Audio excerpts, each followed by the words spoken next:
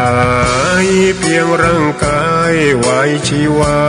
แต่กุศลผลกรรมทำมาย่อมแปลงค่ากลายเป็นทุนส่งผลให้ทุกคนเวียนวนไม่สูญสุขและทุกข์เป็นไปตามทุนที่พวกคุณได้ก่อทำมา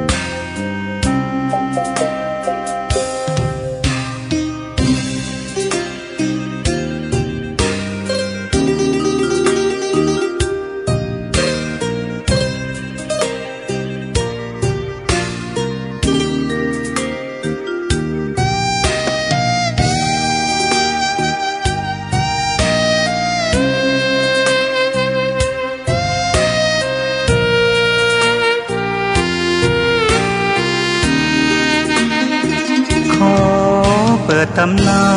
น1,300 กว่าปีแม่จามเทวีสร้างพระเจดีย์ที่วัดดอยน้อยพร้อมเจดีย์โค้งอีกองค์เคียงคู่อยู่ดอยสลับก้อนหินใหญ่น้อยร้อยเรียงน่าอัศจรรย์พระธาตุสีทอง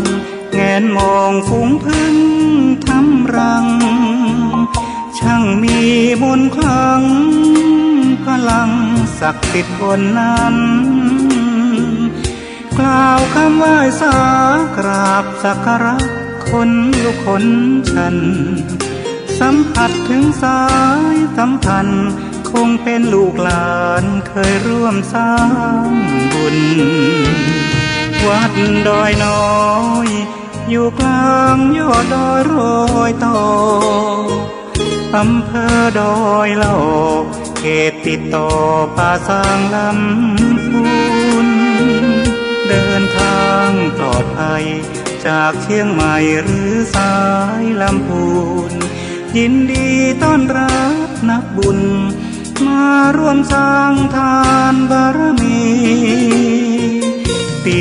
3 ตี 4เปิดสถานีฟังตุลุงยอง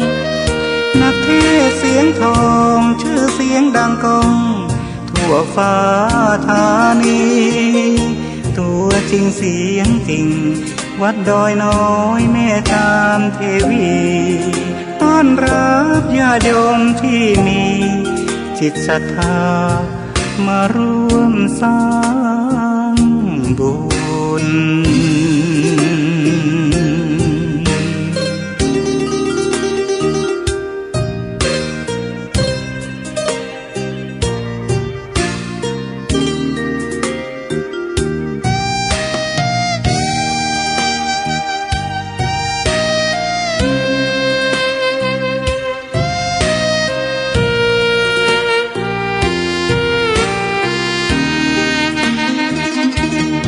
วัดดอยน้อ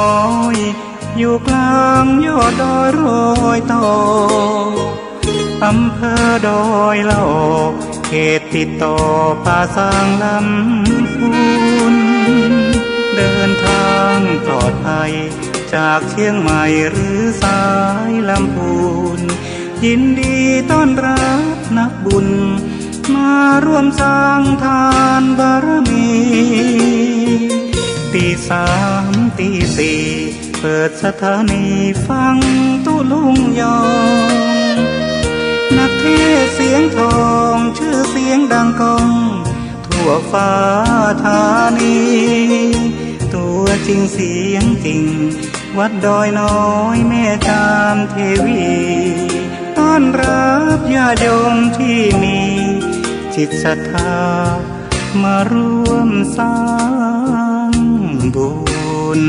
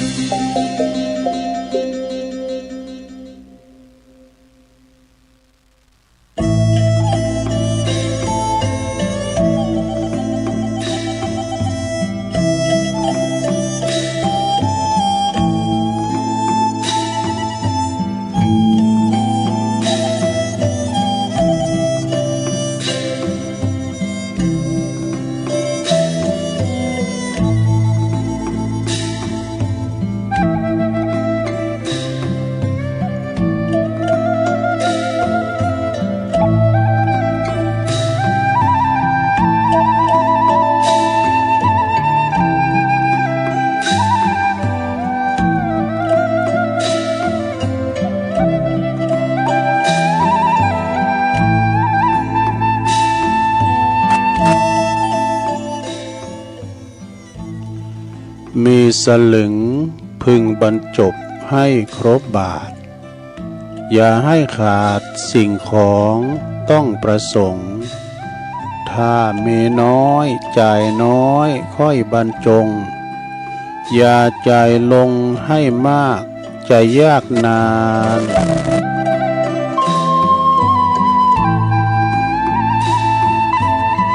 ตื่นเจ้าขึ้นมาก็ยิ้มแย้มแจ่มใสทุกโศกโลกภัยหายไปหมดสิ่งก็ขอความนอบน้อมแด่พระรัตนตรัยอันมีพระพุทธพระธรรมพระสงฆ์เป็นสรณะที่พึ่งขอกราบแนบไต่ไหวสาถวายความเคารพมายังครูบาอาจารย์พระมหาเถรานุเถระท่านเจ้าคณะพระสังฆาธิการพระภิกษุสามเณรเจ้าจุโตนจุองค์กุวัดวาอารามพร้อมตึงสำนักที่พักทรงโตยแล้วก็ขอความเจริญในธรรมเจริญปอนมาอย่างบรรดาปออกไม่ออกศรัทธาตันสาธุชนนักศีลนักบุญคนดีทั้งหลายเนาะ แตกตื่นมื่นตาตื่นจืนขืนมาแล้วก็มาหมุนขืนมาฟังรายการสัพเพเหระปะกินนกะขอนลุงไก่แจ้งรายการเสียงธรรมแสงทองรายการเสียงธรรมแสงทองนี้ก็บริหารเวลา รับผิดชอบดำเนินรายการโดยตนตัวแห่งอาตมาภาพเก่ากระผมตุลุงนันชัยวัฒน์นาคเสโนจัดรายการอยู่ที่บุญห้องส่งของวัดพระธาตุดอยน้อยตำบลดอยหล่ออำเภอดอยหล่อจังหวัดเชียงใหม่เนาะมาพบมาปะกันในยามค่ำคืนขณะที่เปิ้นรับเปิ้นนอนพักผ่อนสายตากันนะเพราะว่ายามหมอกตีสองตีสามมันรับโมนพักผ่อนสายตาเนาะได้เอาบาเอาแหงนะพักผ่อนกายยาพักผ่อนจิตใจนะเอารับมันถึงจะกึดอย่างแล้วดูนะการงานก็ถึงได้ทำเนี่ยพักผ่อนนอนรับในเป็นดีที่สุดแต่บางคนก็ตื่นมาเนาะตื่นมาจับก็มาฟังรายการตัวลุงไปนะประคับประคองเห็นมันแจ้งจะลุกก็เจ้าล่ำไปนอนฟังอยู่หันก็ได้ นอนฟังกันไปศรัทธาตัวลุงก็สรรหาอาหารน้อยเนน้อยมานำเสนอเนาะคติธรรมนำชีวิตกามรดกธรรมเตธรรมสาถาโวกาธรรมบรรยายณโอกาสบัดนี้กายนะเอามานำเสนอศรัทธาได้ฟังกันแก่งอมแก่เงากันไปการฟังนำฟังธรรมนี่มันเป็นการที่ว่ามันได้ไปวัดก็ฟังได้ออกวาจาแล้วมันได้ไปวัดฟังธรรมก็ฟังตั้งคืนเนี่ยเด้อถึงมีธรรมให้ฟังว่าสถานีใดๆนะก่อนอื่นที่จะเลยไปตั้งคืนบุญสถานีแต่ละคืนนั่นนะตุลุงก็จะนำไหวพระให้กันเด้อ การไหวพระนี่ก็บางทีในบางแห่งเฉพาะถิ่นพี่ปูชยามะก็มีพี่ปูชยามิก็ดีเอาถึงสองเนาะเอามะพองเอามิพองวันนี้จะเอามิกันเนาะ ตัวใจศรัทธาบางทีก็มะบางทีก็มิก็อันเดียวเพราะว่ากันมิน่ะมันได้คุณเดียวไอ้วะกันมะนี่ได้ถึงขอบโค อุบาจารย์จะว่าหรือเนาะไปยังตามใจตัวใจเอาพร้อมแล้วเนาะศรัทธากราบหนึ่งกราบสองกราบสาม อิเมนาสกาเลนะพุทธังอภิปูชยามิอิเมนาสกาเลนะธัมมังอภิปูชยามิอิเมนาสกาเลนะสังฆังอภิปูชยามิอะระหังสัมมาสัมพุทโธภะคะวาพุทธังภะคะวันตังอภิวาเทมิสวากขาโตภะคะวะตาธัมโมธัมมังนะมัสสามิสุปฏิปันโน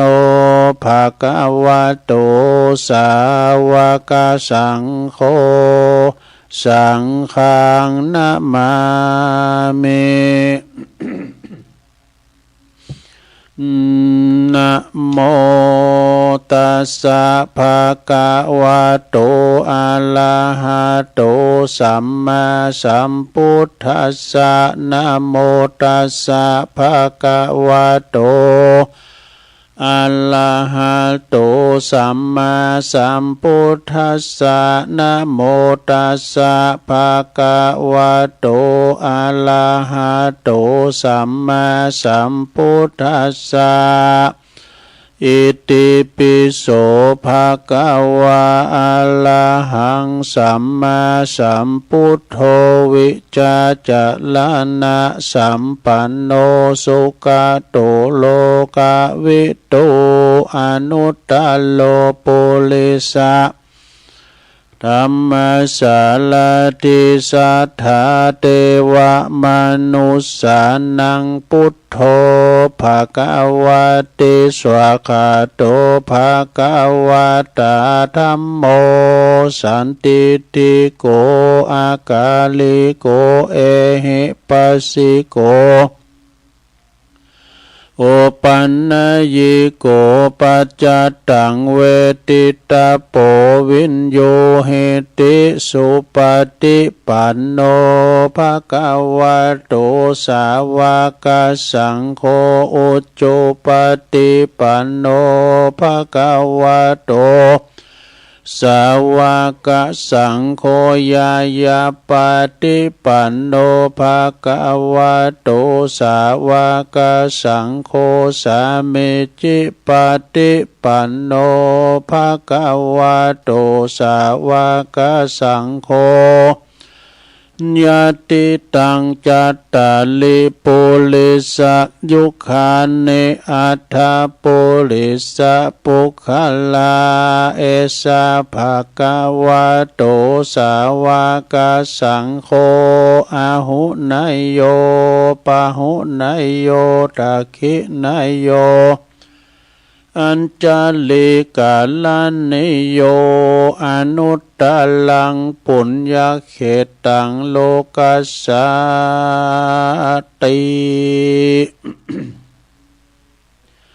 จยันโตโพธิยามุเลสักยานังนันทิวัตโนเอวังตวังวิจโยโห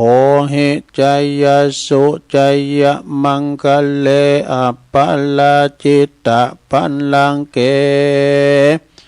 สีเสปัทวิโปคะเล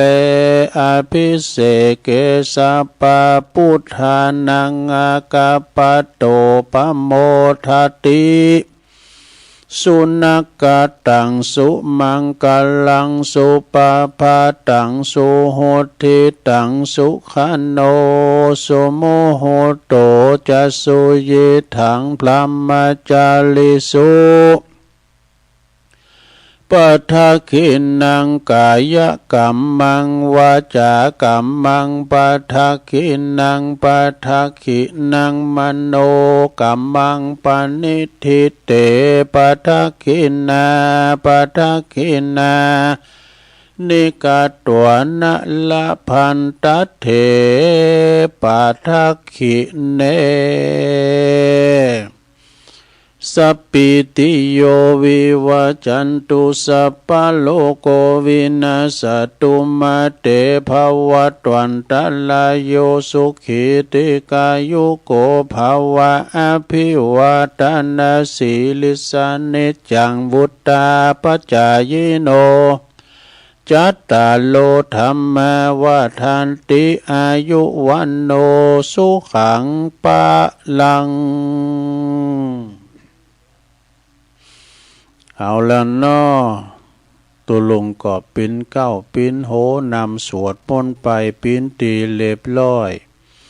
ก็ขอคุณพระติตะไลลัตนะผ่านแผ่วพระแก้วเจ้าตึงสามประการเนาะ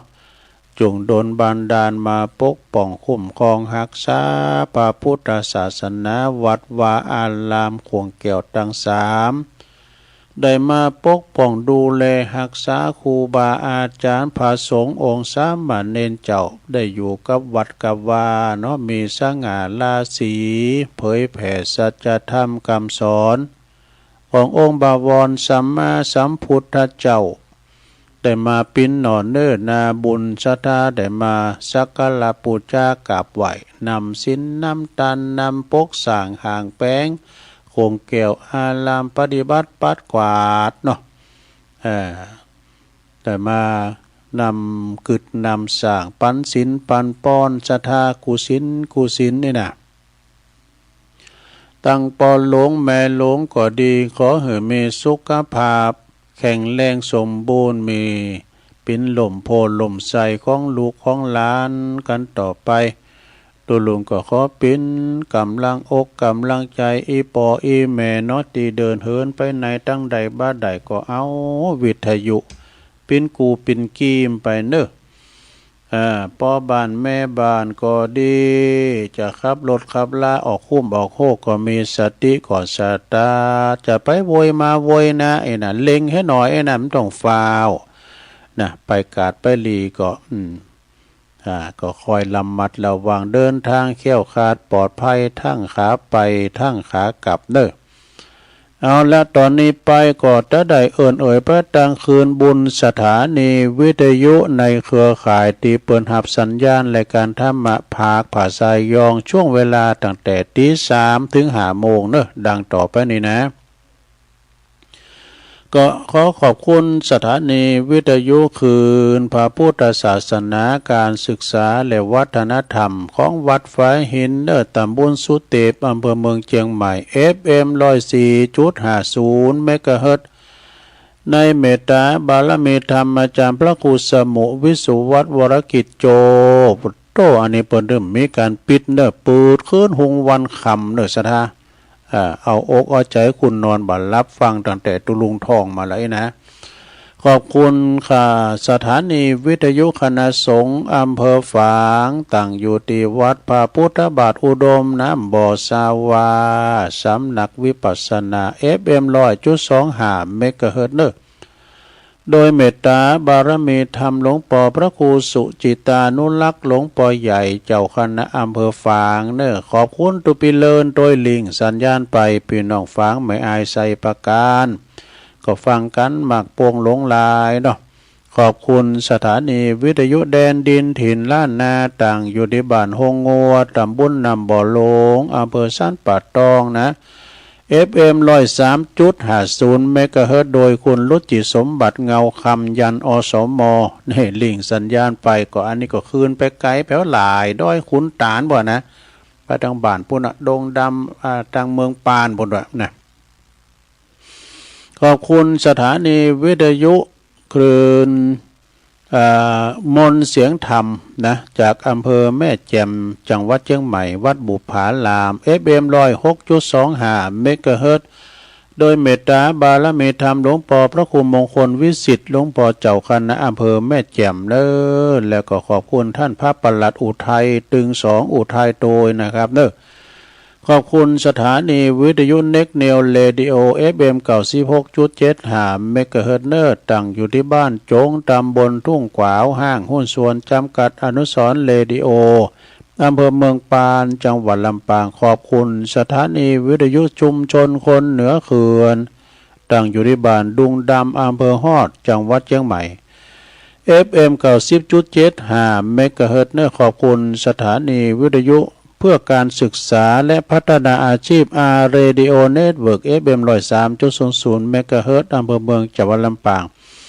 ขอบคุณสถานีวิทยุเรดิโอเน็ตเวิร์ก FM 99.50 เมกะเฮิรตซ์วิทยาลัยเทคโนโลยีเพื่อการจัดการกฟผ.แม่เมาะลำปางแล้วก็ขอบคุณสถานีวิทยุวิทยาลัยสงฆ์นครลำปางมจรลำปางเนอวัดบุญญาวาสวิหาร FM 106.50 เมกะเฮิรตซ์เนอโดยท่านดร.จีรศักดิ์ปันลำผอ.เฮาและขอบคุณทางท่านดร.จีพัชริยาฟองจันตาเนออันนี้ฝ่ายวิทยุได้ลิงก์สัญญาณไปพี่น้องลำปางเขลางนครเปิดก็ฟังกันหมากปงหลงหลายอำเภอเนอะแล้วก็พี่น้องบ้านไก่เนอะสีคำเรดิโอนะฮะบ้านนาเหลืองนอกอำเภอเวียงสาจังหวัดน่านเนอะ FM 92.50 เมกะเฮิรตซ์เนอะอันนี้ก็เป็นรายชื่อรายนามเนาะของแต่ละคืนสถานีคืนบุญต่างๆกันมีเปิ้นเฮาก็ได้ยินได้ฟังกันแล้วอันนี้เฮาได้ฟังก็ย้อนเปิ้นเนอะสถานะลิงก์สัญญาณไปหือได้ฟังกันโทรถึงกันเปิ้นฟังเฮาพองเฮาฟังเปิ้นพองไอ้น่ะเปิ้นถึงออนไลน์นะเกยหือกันหมดอ่ะนะตั้งลำปางก็ฟังเฮาตั้งเฮาก็ฟังลำปางครูบาอาจารย์เปิ้นก็มาออกก็ลิงก์สัญญาณกันนี่น่ะแถวปุ่นน่ะเชียงใหม่ก็ห่วงขลุงในเมืองนี่น่ะแถวเวียงป่าเป่าเนี่ยเขาก็ฟังกันไปสถานเนอก็มีหลายก็หลายตุนที่เปิ้นได้มาออกรายการเนี่ยสถาได้มาออกรายการเทศน์นำเทศน์ธรรมหือสถาได้ยินได้ฟังกันพองกาอีน่ะได้น้อมนำเอาพระธรรมคำสอนขององค์บวรสัมมาสัมพุทธเจ้าธรรมะสาระธรรมะเพื่อชีวิตธรรมะเพื่อสังคมธรรมะสว่างใจฟังธรรมวันละนิดจิตแจ่มใสเนอศรัทธาญาติโยมนะฟังไปก็โมนไปย่อมจิตย่อมใจคุณเฒ่าคุณแก่วันนี้ตัวลุงก็น้อมนำเอามรดกธรรมมาเหมือนกันนะเนาะเดี๋ยวบอกวันเดินปีก่อนวันนี้มาปะกันก่อนตะลงกับวันพฤหัสที่23นะสระของเดือนตุลาคมพุทธศักราช2568วันนี้เป็นวันมงคลเนอะวันปิยมหาราชเนอะเป็นวันที่รอหานี่เปิ้นส่งยกเลิกถาดนะเปิ้นเลิกถาดกันเนอะสระเนาะเลิกถาดกันก่อนนี้เปิ้นมีถาดรับใจดอกซื้อกันก็นะก็คุณมีเงินนะเพื่อซื้อถาดก็ได้ว่าเอามาหับใจอย่างสุมาได้อย่างโง่อย่างควายนั่นก่อนเปิ้นเลิกถาดเนี่ยวันปียะวันนี้เนอวันมงคลในวันนี้นาสถาเนอแต่ก่อนตุลุงก็มีลูกศิษย์ก็ห้องว่ามยะเนี่ยก็ชื่อจื้อเขียวมยะได้โหขี้ยะก็บาดปิดว่าจื้อว่าปียะเอาเกิดวันที่23เนี่ยปียะก็ได้จื้อจิมยะเนี่ยเขาห้องกำเดียวนะกับปียะจือแต่เปิ้นติ๋มเปิ้นว่าปียะไอ้ดอกอย่างปียะตระกูลราชเนาะวันนี้เป็นวันมงคลตุลงก็เลยน้อมนำเอามรดกธรรมเด้อเลิงกรรมนี่ศรัทธาเลิงกรรมมุนาวัตติโลโกสัตว์โลกต่างหลายยอมปินไปตามกรรมเด้อศรัทธาคุณเฮาเกิดมาใจกรรมนะตึงมือตึงวันถ้าพอรู้สถานภาพคุณเฮาในอยู่เหมือนกันน่ะบางคุณเป็นคุณล่ำคุณโลยนั่งอยู่บุญกองเงินกองทองนะและบางคุณก็ตุกไล่เข็นใจนะหิหามาใดก่อมป้อยนะเตก็ตุกยากำเบิ่งหมอขอกินกับพี่น้องเจ้าบ้านก็มีนะตามกรรมสูง เ กรรมป้ามาแต่งใบนะ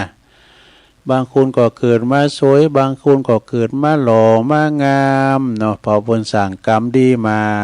บางคนนะก็เกิดมาขี้ริ้วขี้เลพอบางงามนะบางคนก็เกิดมาเป็นพยาธิอัมพาตบางคนเกิดมาก็ทุพพลภาพมันมีสัพปะเนาะตามกรรมปามาแต่งใบฉะนั้นจะเป็นกรรมเชื่อใดเดี๋ยวตุลุงจะมาสรุปในเนื้อธรรมนี่แต้มกรรมนึงเนาะเอาละเนาะเปิดบ่ให้เป็นการเสียเวลาตุลุงจะเตทำเรื่องกรรมตามสนองอีดกรรมตามสนองสำหรับเทศในงานกิจพิเศษทั่วไปนะสงวนลิขสิทธิ์โดยเป็นธรรมสอนมีคติธรรมเรียบเรียงโดยญาณสัมปันโนบูชาผูกละ20 บาท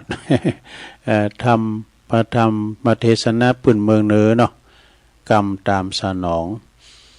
เอาละเนาะปุจจานเพราะนั้นอ้ายแพ้โป่งไม่ไหนมาอาราธนาธรรมมือตุลุงกรรม นิพพานนังเยนะกัลลังลัมมังเยนะกะสายังปันดิโตตังโนมะกังอุติสิตุงธรรมมุตตมังปัจจังอาลาธานังกะโลมะ ฟังไปรับไปก็ได้ในโลกเนอ นะโมตัสสะภะคะวะโตอะระหะโตสัมมาสัมพุทธัสสะกัมมุนาวาตติโลโกติสัทธโวดุลาสะปุริสัตตังหลายตั้งยิ่งใจน้อยใหญ่ผู้มักไฟเจยบานจึงหือตันบ่ขาดเมสินสะอาดรักษา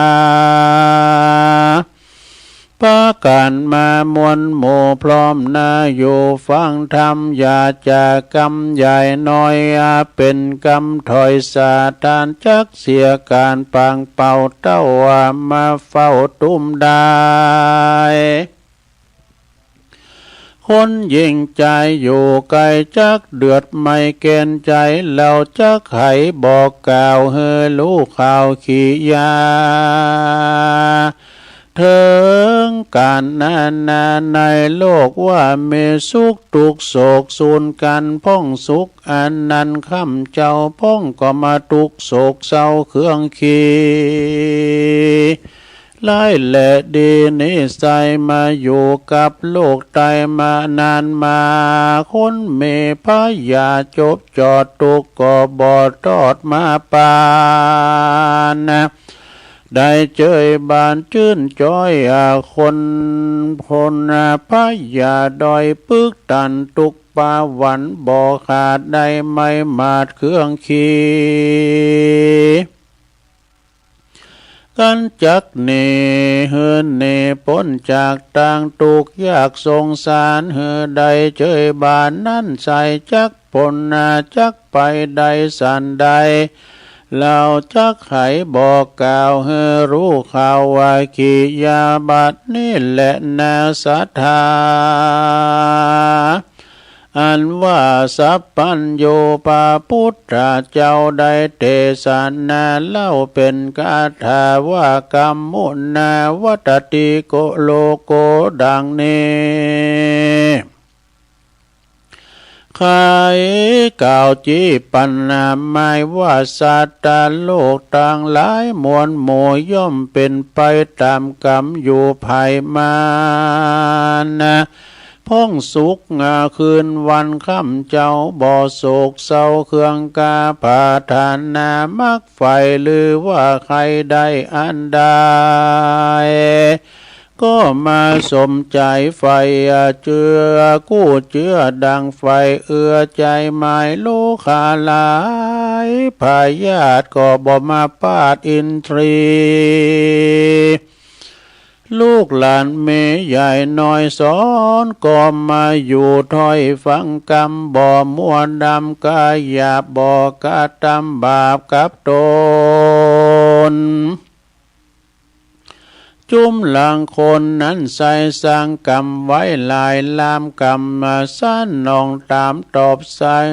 ใดตกไล่เครื่องกาอาณาถายากลายหาเลี้ยงใส่ตามพานแอวขอตานเลี้ยงตองทุกโศกซองเครื่องขีเปียทิมเมบ่ขาดยาก็บ่อาจจักหายพ้องก็มาตายแต่น้อยว่าพ้องก็มากาดก้อยยำชลาตามกรรมปามาตอบสายเฮอได้ไล่แลเดสัตโลกีน้อยใหญ่บ่เว้นไว้ตั้งตายย่อมจักตายว่ำวายมวยมั่งบ่อนหลอข้างคนใดจักตายแล้วเร็วไวหรือจ้าตามกรรมมากาด้วยตานะกรรมมาเป็นพันเผ่าเจือใดไฟเอื้อนำมากรรมนานนั่นใส่จะเกิดได้มาเอาคือว่ากายของเรานี้เป็นเก้าวาจาเล่าเป็นสองจิตใจปองเก่าจีสามประการนี้เป็นหมายกรรมต่างหลายน้อยมากย่อมมาจากเกตนาดังพระพุทธาที่ไว้เทศนาไว้โอวาทเป็นบทบาทคาถาว่าเจตนาหังพิกเวกัมมังวัตตามิดังนี้พิกเวดุลาภิกขุทั้งหลายอันว่ากรรมนั้นหมายกล่าวแก่คือว่าหากมาได้แก่การกาดำแลมบุญและกรรมนี้ใส่จักสำเร็จได้ด้วยใจกรรมมาจักนำมาไปเป็นเหตุเข้าสู่เขตสถานดังนิทานแต่ทายสืบกันไว้นำมาโคสถามวลหมู่ตั้งใจอยู่ฟังไปเราจะไขกล่าวจีว่าใดลู่ที่ตามแนวบาทนี้แหละนากีฬาดังเราได้ยินมานิสายนับมาบ่อใดสังขายาปางเมื่อพระสาธาโตนผ่านแผ่วยังอยู่เลี้ยวในมหาวิหารโพดสัตว์สงสารโลกไตเพื่อได้สวัสดียามนั้นก็ยังมีภิกขุหนุ่มทาวจักมาเฝ้าพระสาธาปากันเตียวมาจาใจนับอ่านได้หลายวันต่างปาการหิวหอดก็มายังจอดกลางนาก็มายังจอดกลางโหนก็ยังมีใจหนึ่งคนมานิมนต์ไปฉันเขาอย่าเมื่อภิกขุเจ้ามวลหมู่พงจักฉันเขาอยู่นั้นสายก็มาหารกาตัว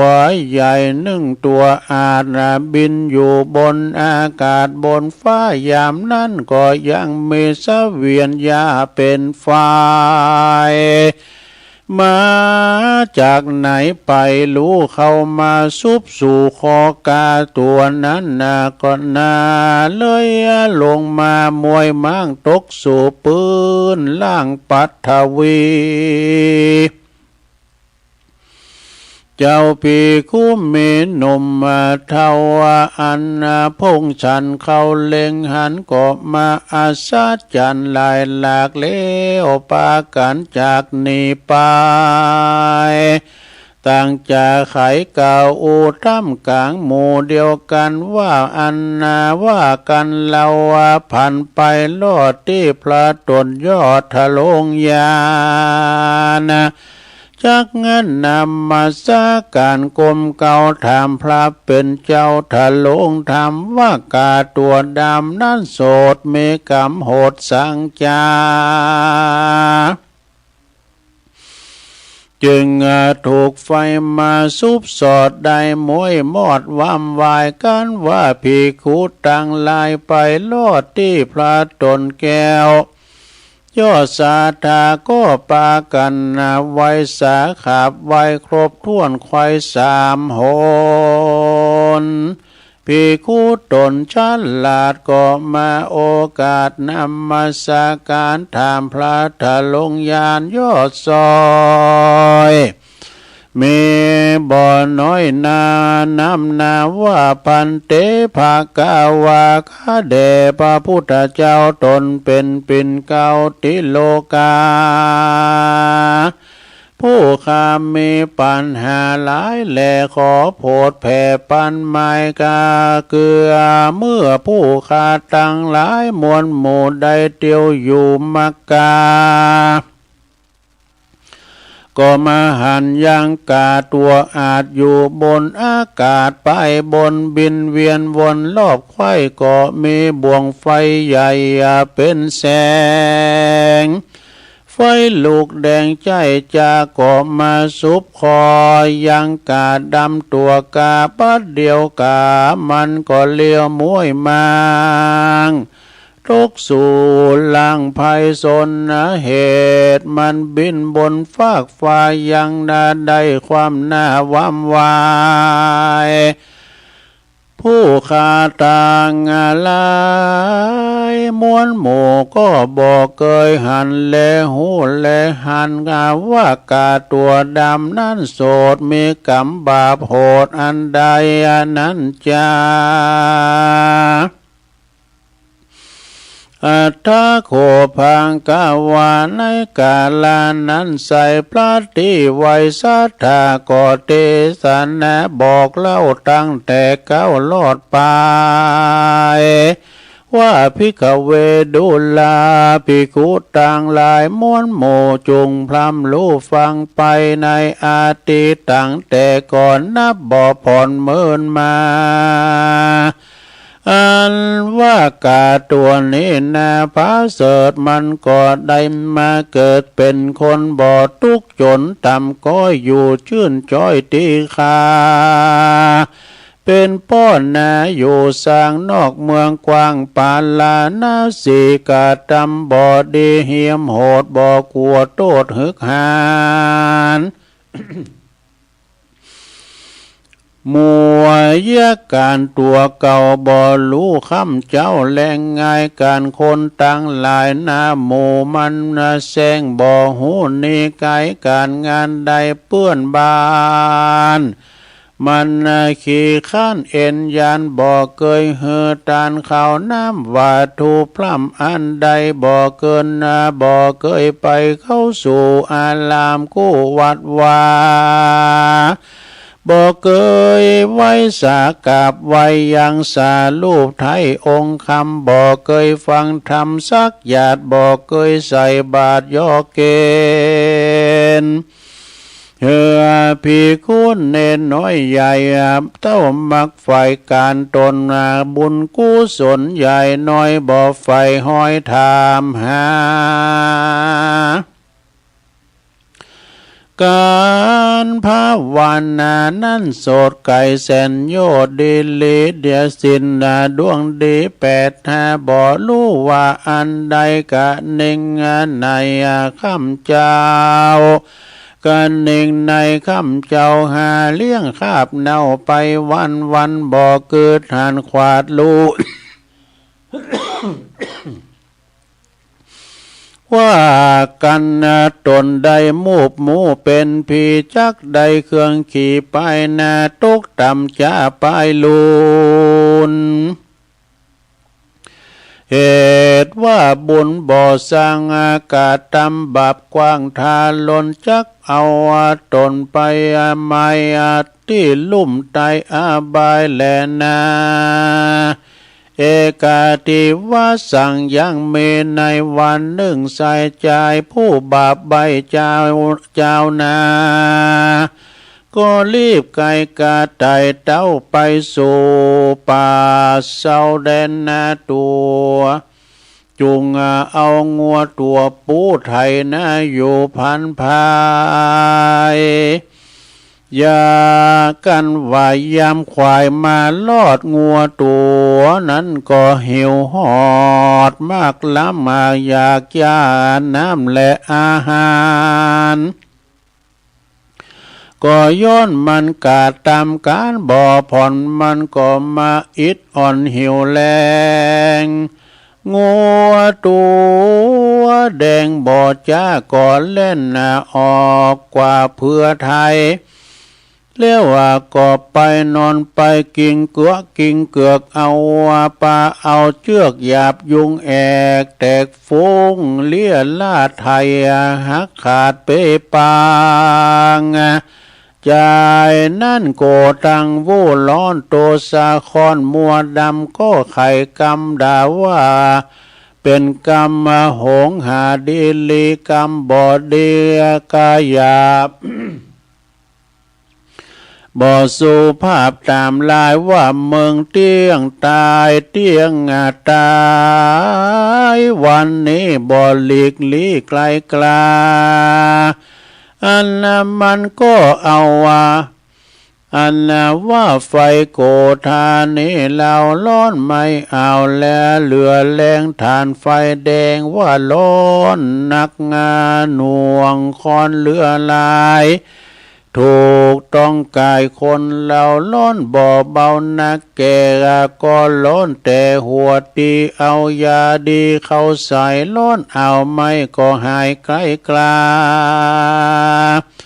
ส่วนอันว่าไฟโกธานั้นเราล้นไม่เอาเหลือลายกันว่าคนยิงใจถูกต้องย่อมเป็นจ้องย่อมเป็นจ้องเครื่องขี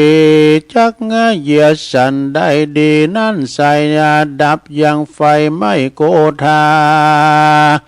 พระสัทธาตนโยดใดภายโพธิสันว่ากันโกธาบังเกิดบ่ก็มีแต่ปัญญาเลิศสันเดียวจักดับไฟเปียวเหือวอดไปสู่โลดตังดีแลนาส่วนอันว่าใจเจ้านานั่นใจกันโคดไม่โกธาย้อนงัวปูปลาหยาบยุงเอา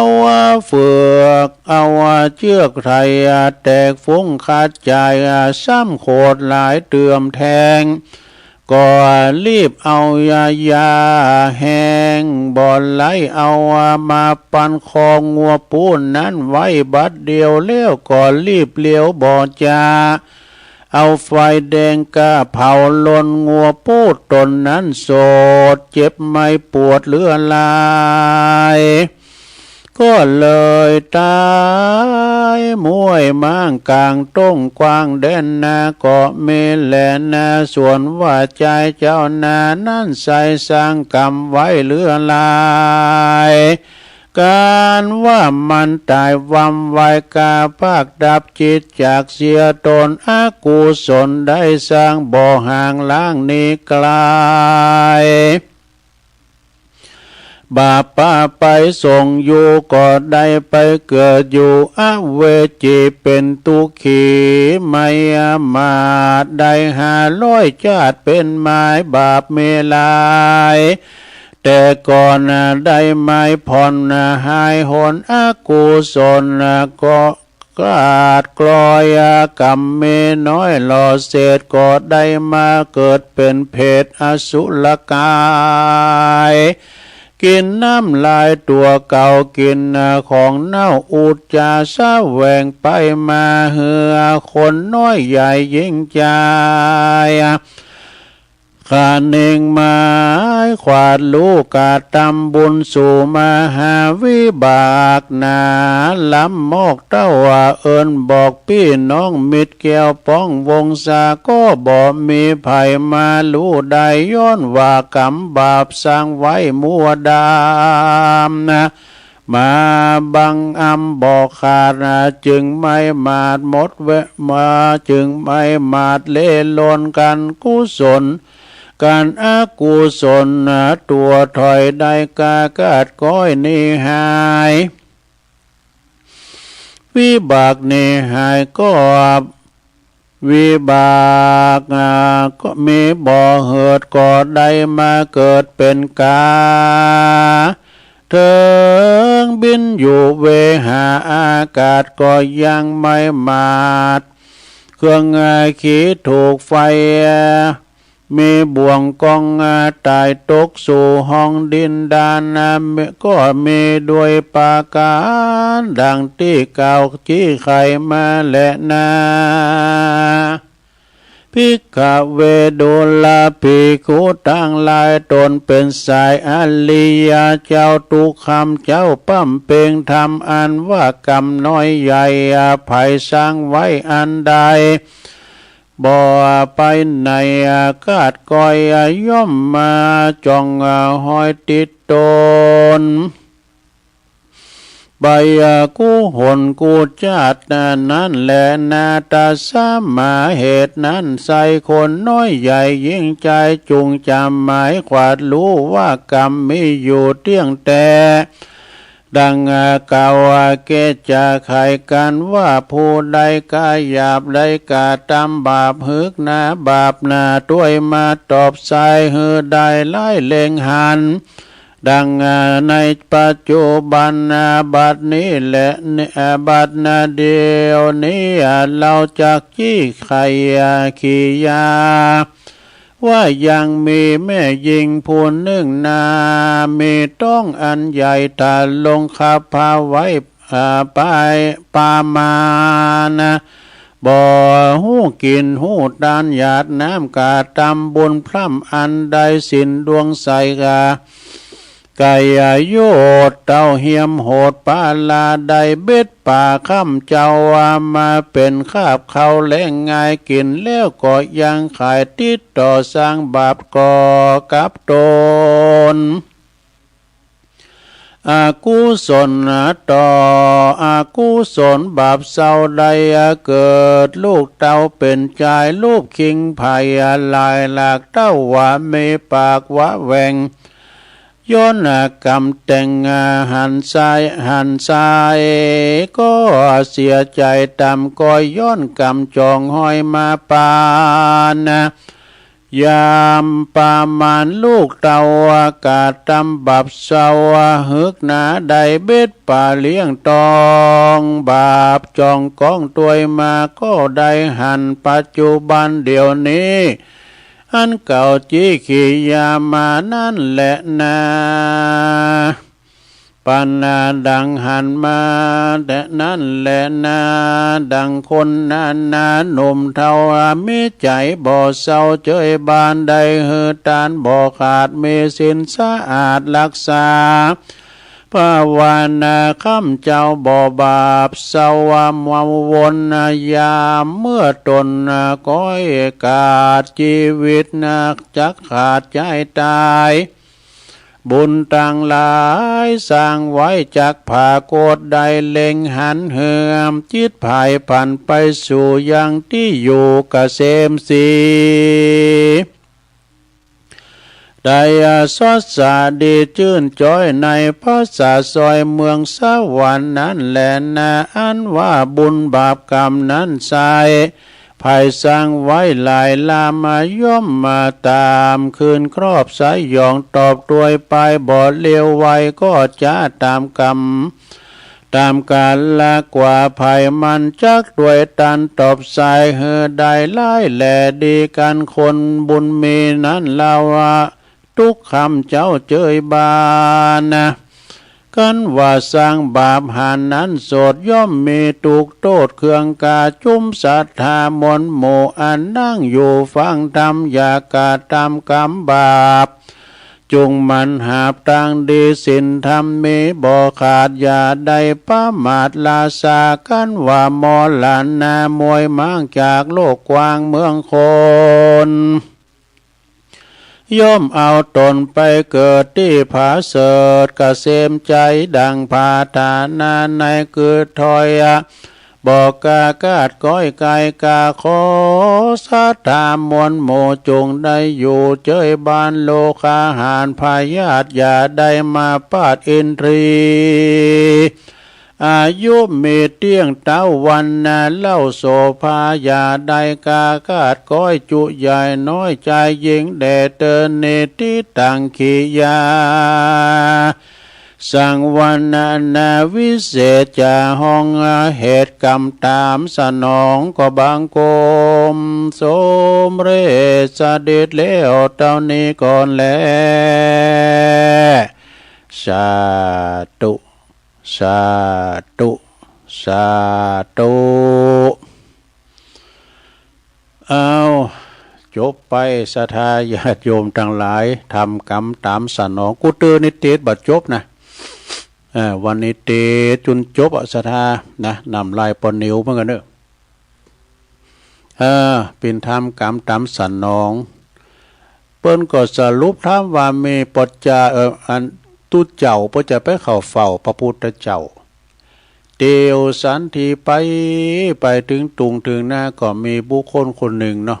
ใจเจ้านาก็โอ้นี่มนต์สาธุเจ้าป้าเฮาไปห่างไปนะห่างไหนโลตัสบัดใจห่างไหนก็ห่างหน้าเนี่ย ไปนี่มนต์ไปสันเพนสันเข่าหันเนาะกินกันไปสันกันไปตัวเจ้าก็เล็งพอทั้งบนโหกาดำบินอยู่บนอากาศก็มีสเวนไฟมาซุบคอและบินตกมาตายตองนาดปืนปัทวีตีดินเนี่ยนะโอ้ปากันสลดใจว่ากรรมตัวนี้มันเป็นสันใดวากาตัวนี้มันเป็นกรรมสันใดนะถึงไปที่พระพุทธเจ้าแต่ลองไปถามหน่อยนะไปถามพระพุทธเจ้าก็ว่าโอ้กาตัวนี้นะอดีตจาร์หลายจาร์นะ500 จาร์กันนะดูมันได้เป็นปอนาเกิดมาเป็นคุณน่ะเป็นปอนาเป็นใจเจ้านาเนี่ยมันตึมกินด้านไปรวมสังคมกับไผเยะการติ๊กเอาโง่ตัวปู้ไปไถหน้าติ๊กมีหันวันเนี่ยมันไถเกินเนาะโง่ก็โง่ควายมันไถหน้าดอกก่อนมันมีรถอันไถมีรถไถควายเล็กก็ไถแห้งควายเนี่ยบางทีเนี่ยควายแม่ลูกน้อยเพิ่นก็มาไถหน้านะไถไปควายแม่ลูกมันก็ห้องอยู่ที่แสนนั่นน่ะห้องแวะควายมันห้องตัวจะใหญ่ห้องเสียงมันดังแวะเนี่ยแม่มันก้องว่าโอ้ปดหน้าแล้วก็ดื่มกินยาได้ฟ้าหกมาหือลูกมันกินนุ่มไปก่อนนะดูมันหักลูกมานะอันนี้เป็นโง่เฮ้ยโง่พวกนี้ก็ว่าตัวเปิ้นก็ปดกันแล้วเนี่ยเอาย่อมปดทำเดียวมันก็ปดนอนกินเกลือกะเฟ้อไถแตกฟุ้งปุตโตทำความโขดกากับใจปอนาเนี่ยก็ปุตโตลุกผมลุกเอาเอาเฟืองมาปันคอแล้วก็ปัดกาไฟใส่วะนะโง่ตอนนั้นก็มีความห้อนเลยตายไปดูตายกาไฟใจเจ้านั่นเนี่ยก็ตายเกิดอยู่ในอเวจีปุณณ500 จาร์นี่นะแล้วก็เสร็จจากหันมาก็ได้มาเกิดเป็นเปตวิสัยนะไปกินจมกินอย่างเอกน้ำจานนั่นแหละเกิดมาเป็นกาดำนะอันคูนอนนี่มันจะตายอยู่บนเวหาอากาศมาก่อนถึงตายได้เนาะอยู่ปื้นน้ำก้านในไหนก็ตายว่าได้ความตายมันมาถึงนะก็ตายไปอันนี้เป็นกรรมปอใจเจ้าหน้าเนาะแถมกรรมหนึ่งอันนี้แม่ยิงมารต้องใหญ่วะไปจอมเบ็ดวะ เกิดมาแล้วลูกปากแหว่งว่าอันนี้ก็เป็นกรรมเหมือนกันเนาะเนี่ยสรุปได้อย่างเนี่ยซะนะแต่จบชั่วโมงเอาปอนนี่กันเนอะเอาปอนทำไว้ก่อนแต่ตัวลุงจะผักจะกั้มนะกินน้ำกินน้องกันนะเนาะเอาปอนเนอะสัปปิติโยวิวาจันตุสัพพะโลโกวินาศตุมาเตภวัตวันตะลายโยสุขีติคายุโกภวะอาภิวา ตานาสีลิสานิจังวุตตาปัจจายโนจัตตาโลธรรมาวัฏันติอายุวันโนสุขังปะลังอยู่ดีมีสุขเนอะลงเนอะตุลุงพักเบรกกำเดียวเดี๋ยวมาปักกันนอกชั่วโมงที่สองกันต่อไปเจริญปอน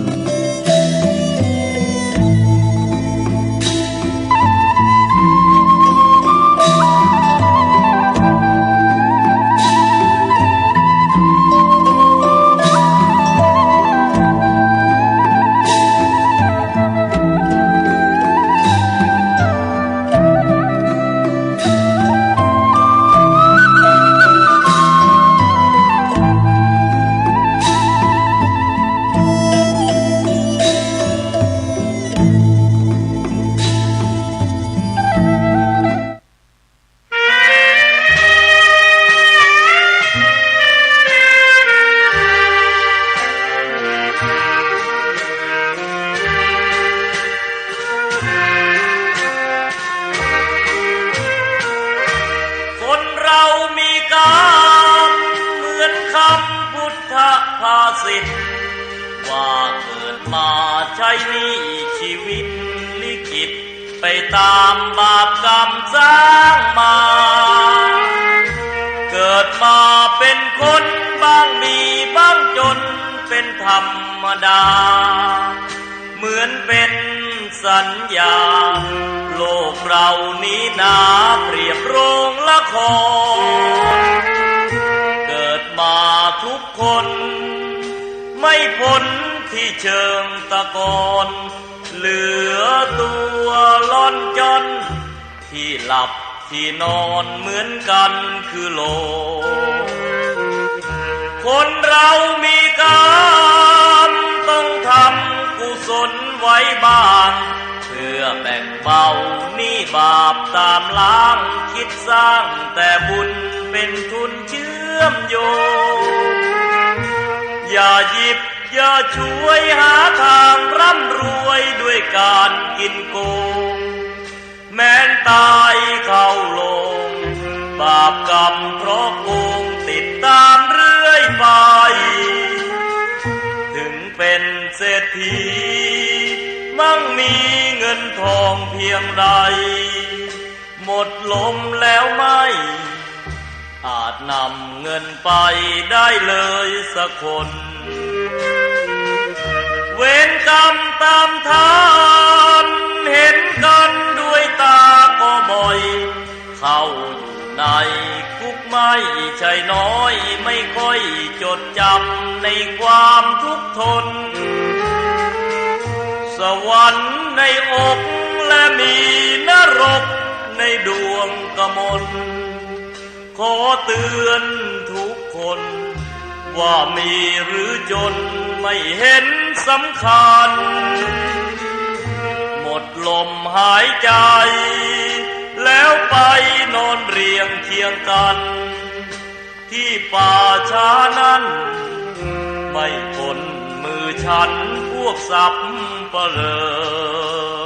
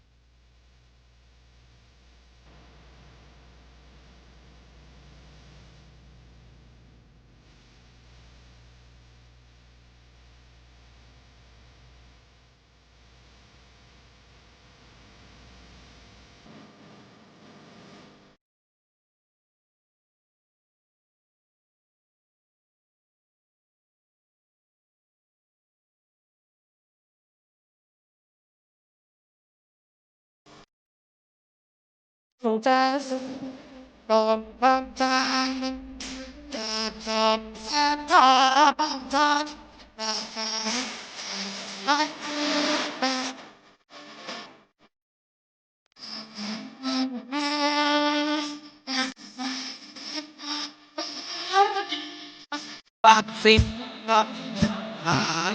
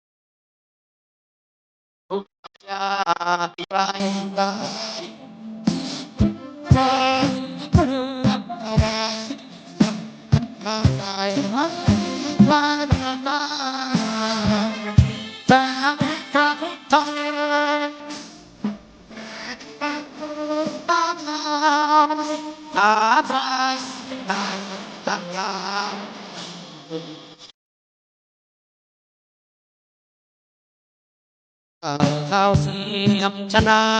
ยปับเปิดมาตับใส่บาตรปัก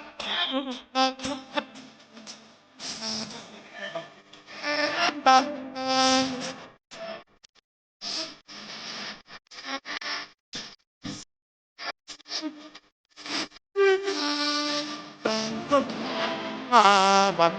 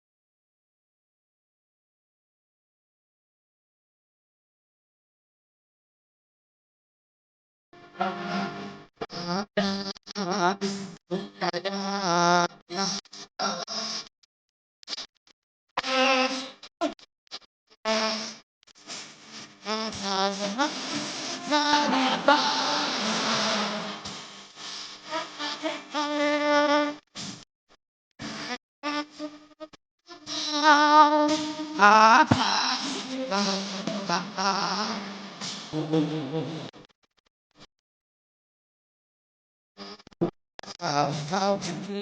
ชนาย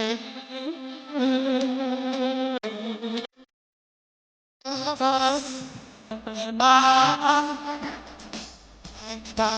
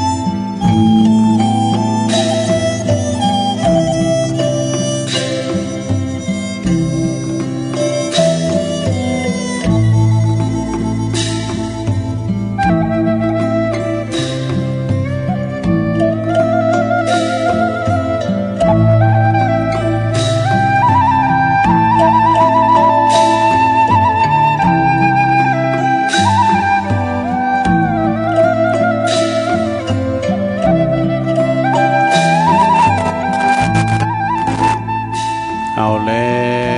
วศรัทธาสาธุชนญาติโยมต่างหลายตุลุงก็พักเบรกเนาะพักเบรกพักครึ่งกรรมหนึ่งนางมึนไปก็เจ็บหลังเจ็บแอว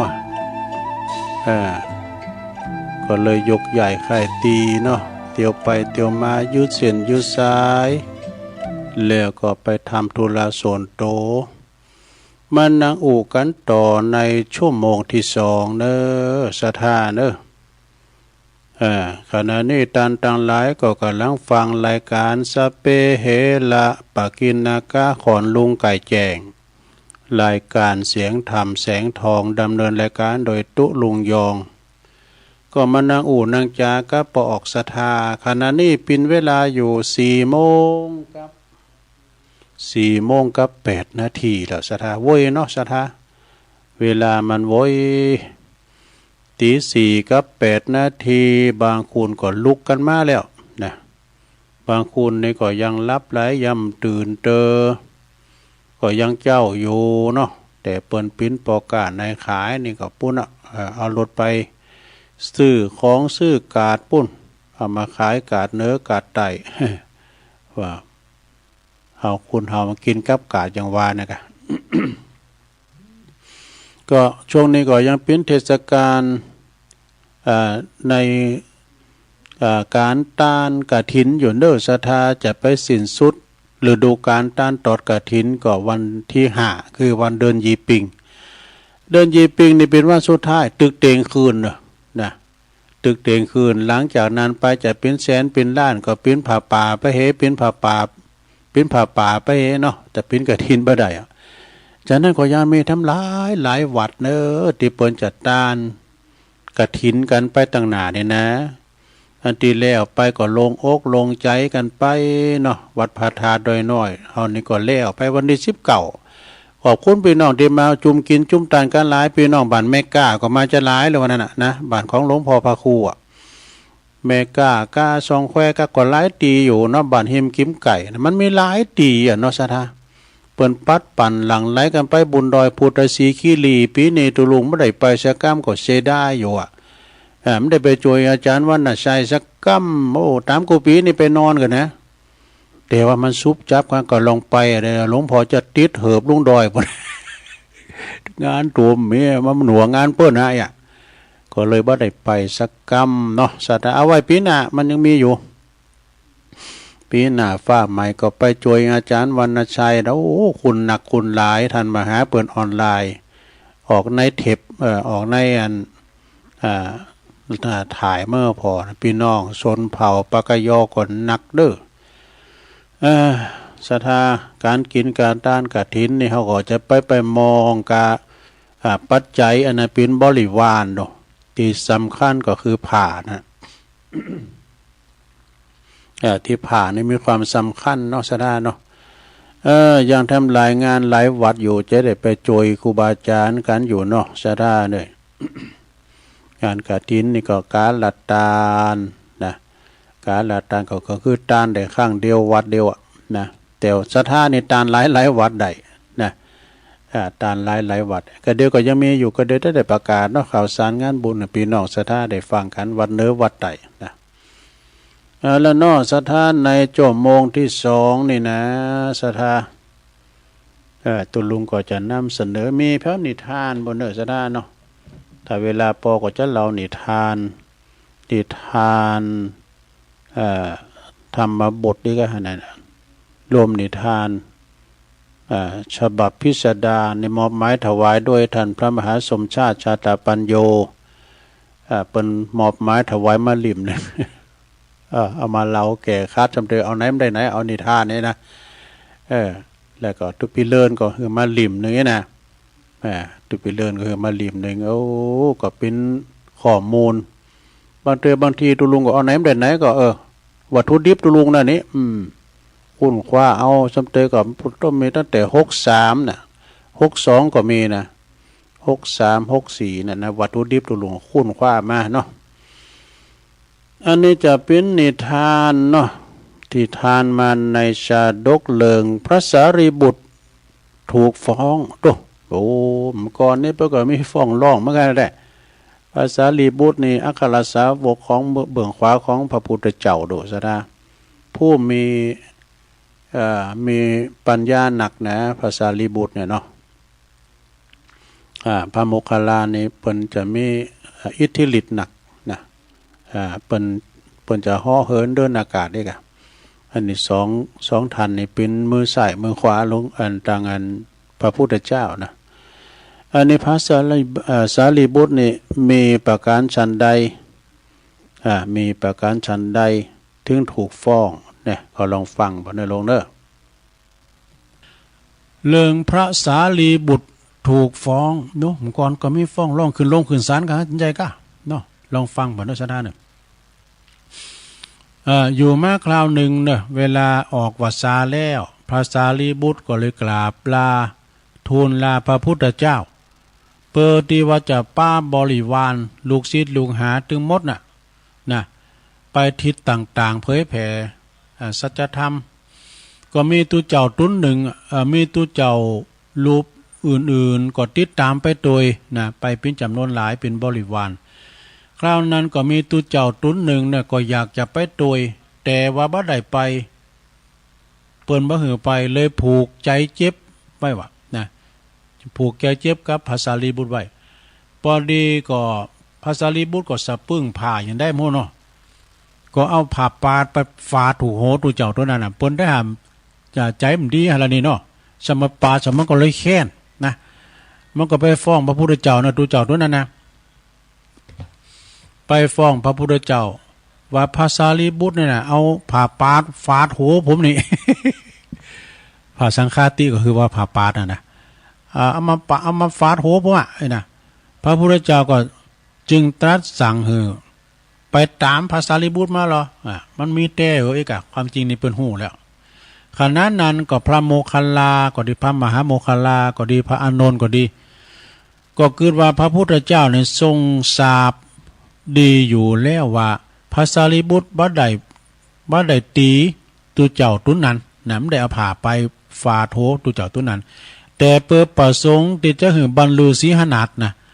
พวกเฮาก็จะต้องหือพระภิกษุทั้งหลายเข้ามาพร้อมประชุมกันพาเทระตั้งสองจึงเที่ยวไปประกาศไปบอกเหือตุเจ้าทั้งหลายในวัดหือเฝ้ามาประชุมกันหมดเด้อนี่นะมาประชุมที่โรงธรรมศาลาเมื่อว่าพระสารีบุตรกลับมาถึงพระพุทธเจ้าก็จึงตรัสถามว่าเธอเอาผ่าสังฆาไปฟาดโหเขาจริงหรือนี่นะพระสารีบุตรเปิ้นก็ทูลปฏิเสธว่าบ้านใดทูลปฏิเสธว่าบ้านใดตีเพียงแต่ว่าเพียงแต่กราบทูลหือทราบว่าผู้ใดมีสติเนาะ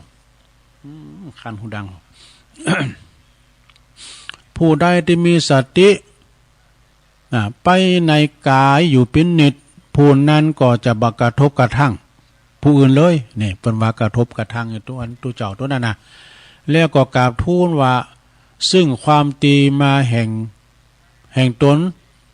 เป็นผู้ที่มีจิตใจเสมอเหมือนกับแผ่นดินนี่พระสารีบุตรนี่เป็นมีใจนักแน่นเหมือนแผ่นดินเหมือนกับลมเหมือนกับไฟเหมือนกับผ้าขี้ริ้วหรือว่าเด็กจันทานโคเขาหักงูที่ถูกถอนเขียวแล้วเนี่ยเป็นตุนว่าธรรมดาเนี่ยแผ่นดินนั้นยอมปิ้นตีทิ้งทั้งของสะอาดและของบ่สะอาดถ่ายอาจมยังก็ได้หมดแผ่นดินเนี่ยมันนักแต่แผ่นดินนั้นบ่ฮู้สึกว่าจะยินดียินหายเลยนะฉันใดก็เหมือนกันจิตใจของข้าพระองค์ก็เหมือนอย่างอันนั้นนะดังนี้ขณะนั้นก็ปรากฏการแผ่นดินไหวถึงเก่าเตอกันว่าดูแผ่นดินไหวถึงเก่าเตอพระภิกษุกล่าวพระภิกษุที่มันกล่าวตูมีความจริงนั่นนะตัวเจ้าติดนาตัวจะเปิ้นนะว่าเปิ้นผ่าสังฆาไปฟาได้นะปุตตปรากฏว่าเราร้อนว่ะเกิดเราร้อนขึ้นทั่วสารพังกายนี่แล้วก็ไปกราบลงไปกราบแทบพระบาทของพระพุทธเจ้าประกาศรับสารภาพว่าที่ข้าพเจ้าได้กล่าวเพราะนั้นบอกเป็นความจริงเด้อข้าพเจ้ากล่าวตูเพิ่มได้นะตึกใส่เปืนเล่มได้นะพระพุทธเจ้าจึงตรัสสั่งพระสารีบุตรว่าสารีบุตรเลย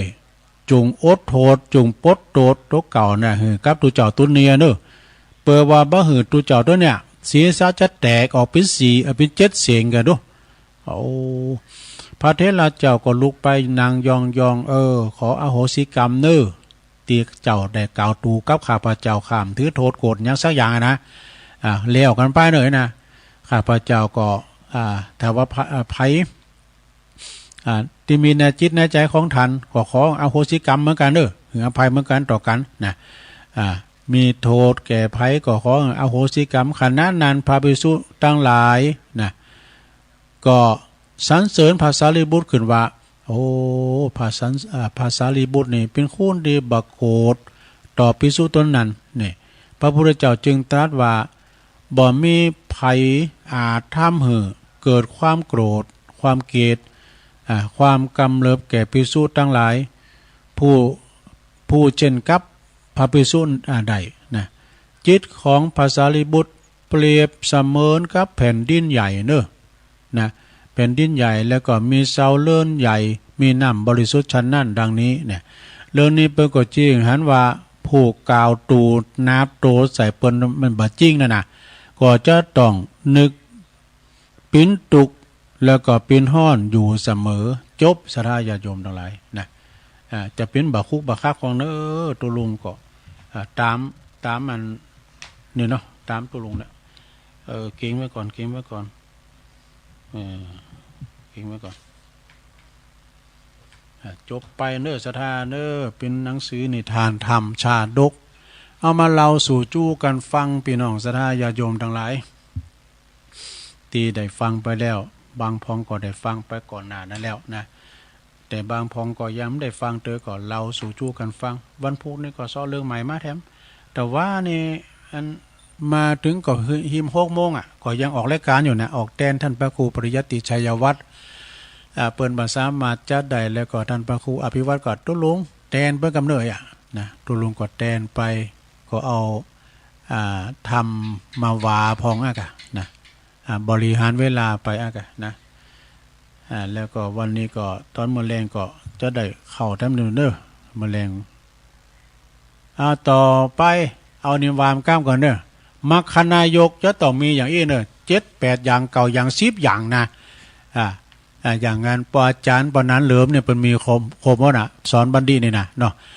คติธรรมประจำตัวของพ่อจารย์นะหรือว่ามรรคนายกนะเป็นผลนำกินน้ำตาลพอเลาะชำเตอนั้นน้ำพระตูเจ้าพวกนี้นะอิมานิ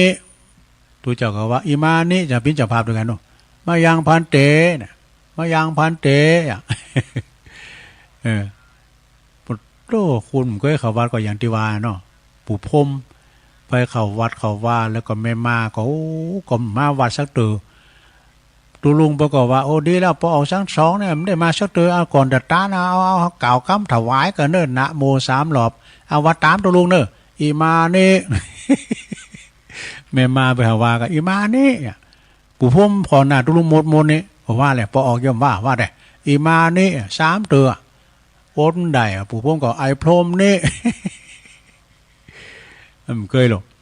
นะทุกเจ้าก็ได้หันห้อมมาวัดมาวาสักเตอร์ห้ามหากะอิมานี่ก็ไอพรมอยู่นี่ดึงคนเยี่ยมว่าไอพรมนี่คุณมันเคยขวัดคติธรรมประจำตัวประจาน1มีความประพฤติดีนี่2มีความหูดี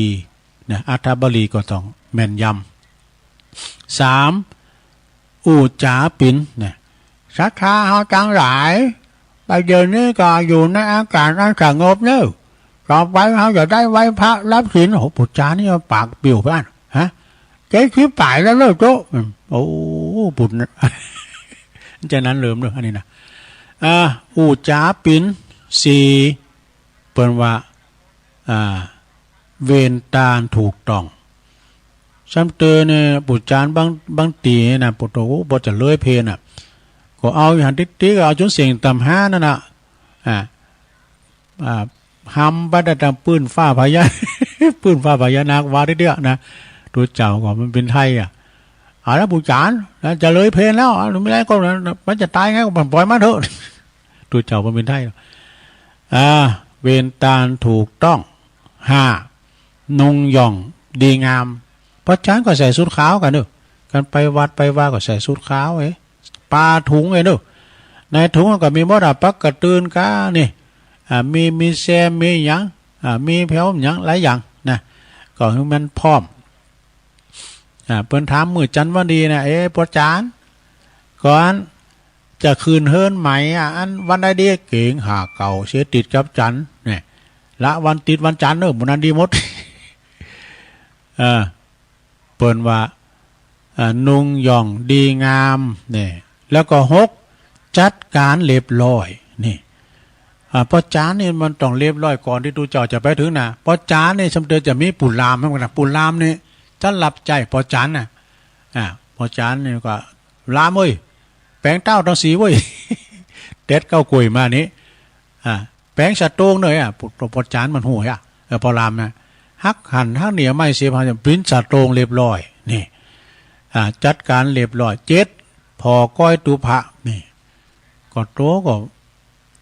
ก็เตากันอันนี้สังก็เตากับตุโตอันพุกมีหยังกินพองมีหยังชั้นว่าก็พอก้อยตุเจ้าพระเนนได้ชั้นได้ชั้นพอกับผู้จาน8เสสัลละเปอส่วนโลมเนอะมันจะว่าวันธรรมดานี่ไปเดี๋ยวเอาจานสำรองนั้นวาไปก่อนเนี่ยวันตาลก็ไปแต่บ้านเฮานี่มีที่อื่นปุ่นจ้ามันดีกว่าไล่หมู่ไผหมู่กับไผนะวันตาลมาแล้วจานหลมมาแล้วและข้อที่9ทบทวนเวลาก็พอต้นเวลานะสระเนาะเวลาว่าเปิ้นจะเลยเพลนแล้วก็เฮาก็ยอมย่อให้หน่อยนึงกะเด้อเฮาก็ตัดอ้อยพองนะพอก็ปวดโต16ก้านฟ้า15เจนดินเอาหมดนะและสุดท้ายข้อที่10อบรมศรัทธานี่สุดยอดมรรคนายกเจ้าจะว่าอีนะมีหยังพองตัวเอาทบทวนกันแล้วเปิ้นว่ามีความประพฤติดีมีความหูดีอุจาปินเวนตานถูกต้องนุ่งหย่องปองดีงามจัดการเรียบร้อยพอก้อยตุภะเสสละส่วนเปอส่วนโลมทบทวนเวลาอบรมศรัทธาสุดยอดมรรคนายกเจ้านี่เนาะสะดาเนาะอันนี้อาจารย์พระครูปนหือตุลุงตุลุงก็ไม่ได้ว่าซะเตอโกว่าพออาจารย์จะดูดตุใกล้เอาแถมกรรมหนึ่งสะดาญาติโยมทั้งหลายอันนี้เอานี่มาวามกรรมก่อนเนี่ยสิ่งที่สัตว์สิ่งหิ่งห้อยนะสะดาเนี่ยมันมีอย่างพองสัตว์สัพพะสัตว์นะสะดานะเปิ้นว่าสัตว์ตีน่าอินดูสงสารที่สุดก็คือหอยวะหอยนี่มันจ้าอันนั้นเปิ้นว่าจ้าอย่างหอยนี่ก็มันได้ขืนคันนาแต่นาเพิ่นผักกระตอนบ่เนี่ยมันจ้าหอยนี่นะเดี๋ยวนี้หอยโข่งถ้าเฮานี่มีแล้วเนี่ยซะได้เมื่อก่อนนี่เปิ้นเติกกำยังไงนะหอยเนี่ยมันฟูมลงมาหลังแล้วเปิ้นเติกหน้านี่น่ะเดี๋ยวนี้เป็นหอยเชอรี่ไปแล้วซะนะแล้วก็เปิ้นว่าสัตว์ที่มี8ขาไปถอยกลับแล้วก็คือปูนี่ปูก็เหมือนกันซะนะปูหน้าเฮามันจะมีไว้ล่ะปูหน้านะมันเป็นปูตัวใหญ่ไปแล้วเดี๋ยวนี้เนาะแล้วก็สัตว์ที่อยู่โดยเตยกันเป็นหมูก็คืออีกุ่ง อีกุ่งนะแล้วก็สัตว์ที่อยู่กันเป็นฝูงก็คือป๋านะป๋าแล้วก็สัตว์ที่อยู่กลางหน้านั่นก็คือลูกออดอีหกนี่ลูกออดอีหกแล้วก็สัตว์ที่สุกก็คืองูมันก่อนนึงงูไส้นักขนาดได้แล้วเนาะติดหายก้ามซะงั้นกลางตูกลางน้ำเดิมมีดูมันชิบหายไปจ้ะฮะเนาะอย่างหอยกะหอยโขงเขาก็มีละปิกไปบ้านไปเมืองเมื่อไงเนาะเอาไปอีกก่อนเนาะศรัทธาจบลงไป เล็กๆหน่อยๆก็เอามาเราสู่จู้กันฟังไปศรัทธาญาติโยมทั้งหลายโอ้เมื่อเจ้านี่สีหนาวเฮาไปตุ้มผ่าให้กันเริ่มเลยนะตุ้มผ่าสะบงนะเอาหมกมาซุปโหยหมอมบ้างเนาะศรัทธาตอนนี้ไปเจอกันเด้อชื่อว่ามันดังโหล12เสียงแบบดังเขาเสียงหายเจอกันเด้อเป็นเชื่อใดเนี่ยโหล เสียงหายเนี่ยเสียงไม่ก็หายไม่ก็บาดดังคือใดเนี่ยแล้วเดี๋ยวกันเลย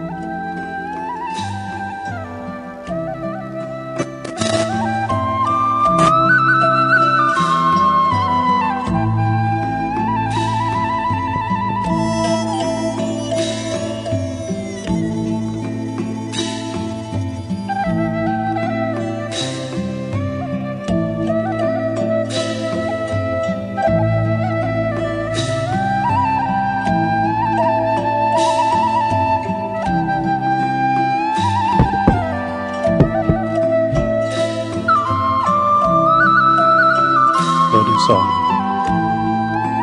เทคทดสอบ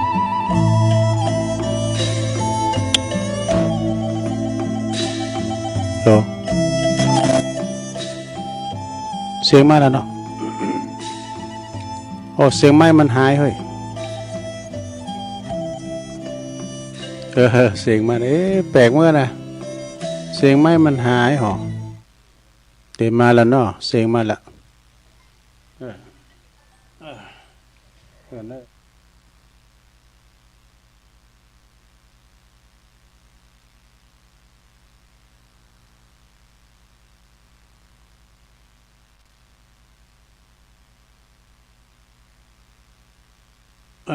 เสียงมาแล้วเสียงมาแล้ว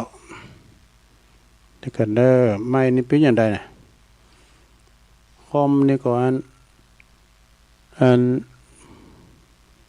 มันอันนี้จอภาพมันนั้นเก่าลงไปจอคอมเลยนะจะได้เปลี่ยนก็เดี๋ยวกันเด้อสถาเอาเดี๋ยวดูลุงเอาวันนี้มาใส่ก่อนเนาะเดี๋ยวจะแปลงกันไม่ดีๆก่อนจะแปลงไม่ดีๆกันเด้อสถาเอ็กซิเดนต์ไปเอาอย่างหูเดี๋ยวลองอันนี้ฟังก่อนเนาะฟังอันนี้ก่อนกรรมโบราณ38กันเด้อกรรมโบราณ38อย่างกันเด้อถึงจะโบราณแต่ก็ยังทันสมัยอยู่ยังทันสมัยอยู่เพียงจะได้ทันสมัยก็คือว่ามันมี38อย่างนะมงคล38ประวันหนึ่งมะเดือยาฆ่าเป็นไปคือกล้าไม่เดือจ้ะเนาะ2ป่าจ้าอย่าหนีก็จะไปหนีไปที่ไหนหอดได้เข้าป่าจ้าอยู่เวลาเฮาหมดลมหายใจ3บัดนี้อย่าทำสิ่งที่มันดีเฮาก็ไม่ต้องทำ4บัดจำก็อย่าสอนถ้าว่าคุณมันบัดจำมันต้องสอนมันมันถึงมาอ่านนะ5คนงอนอย่างง้อมันอธิบายหลายนะมันหนักเนาะ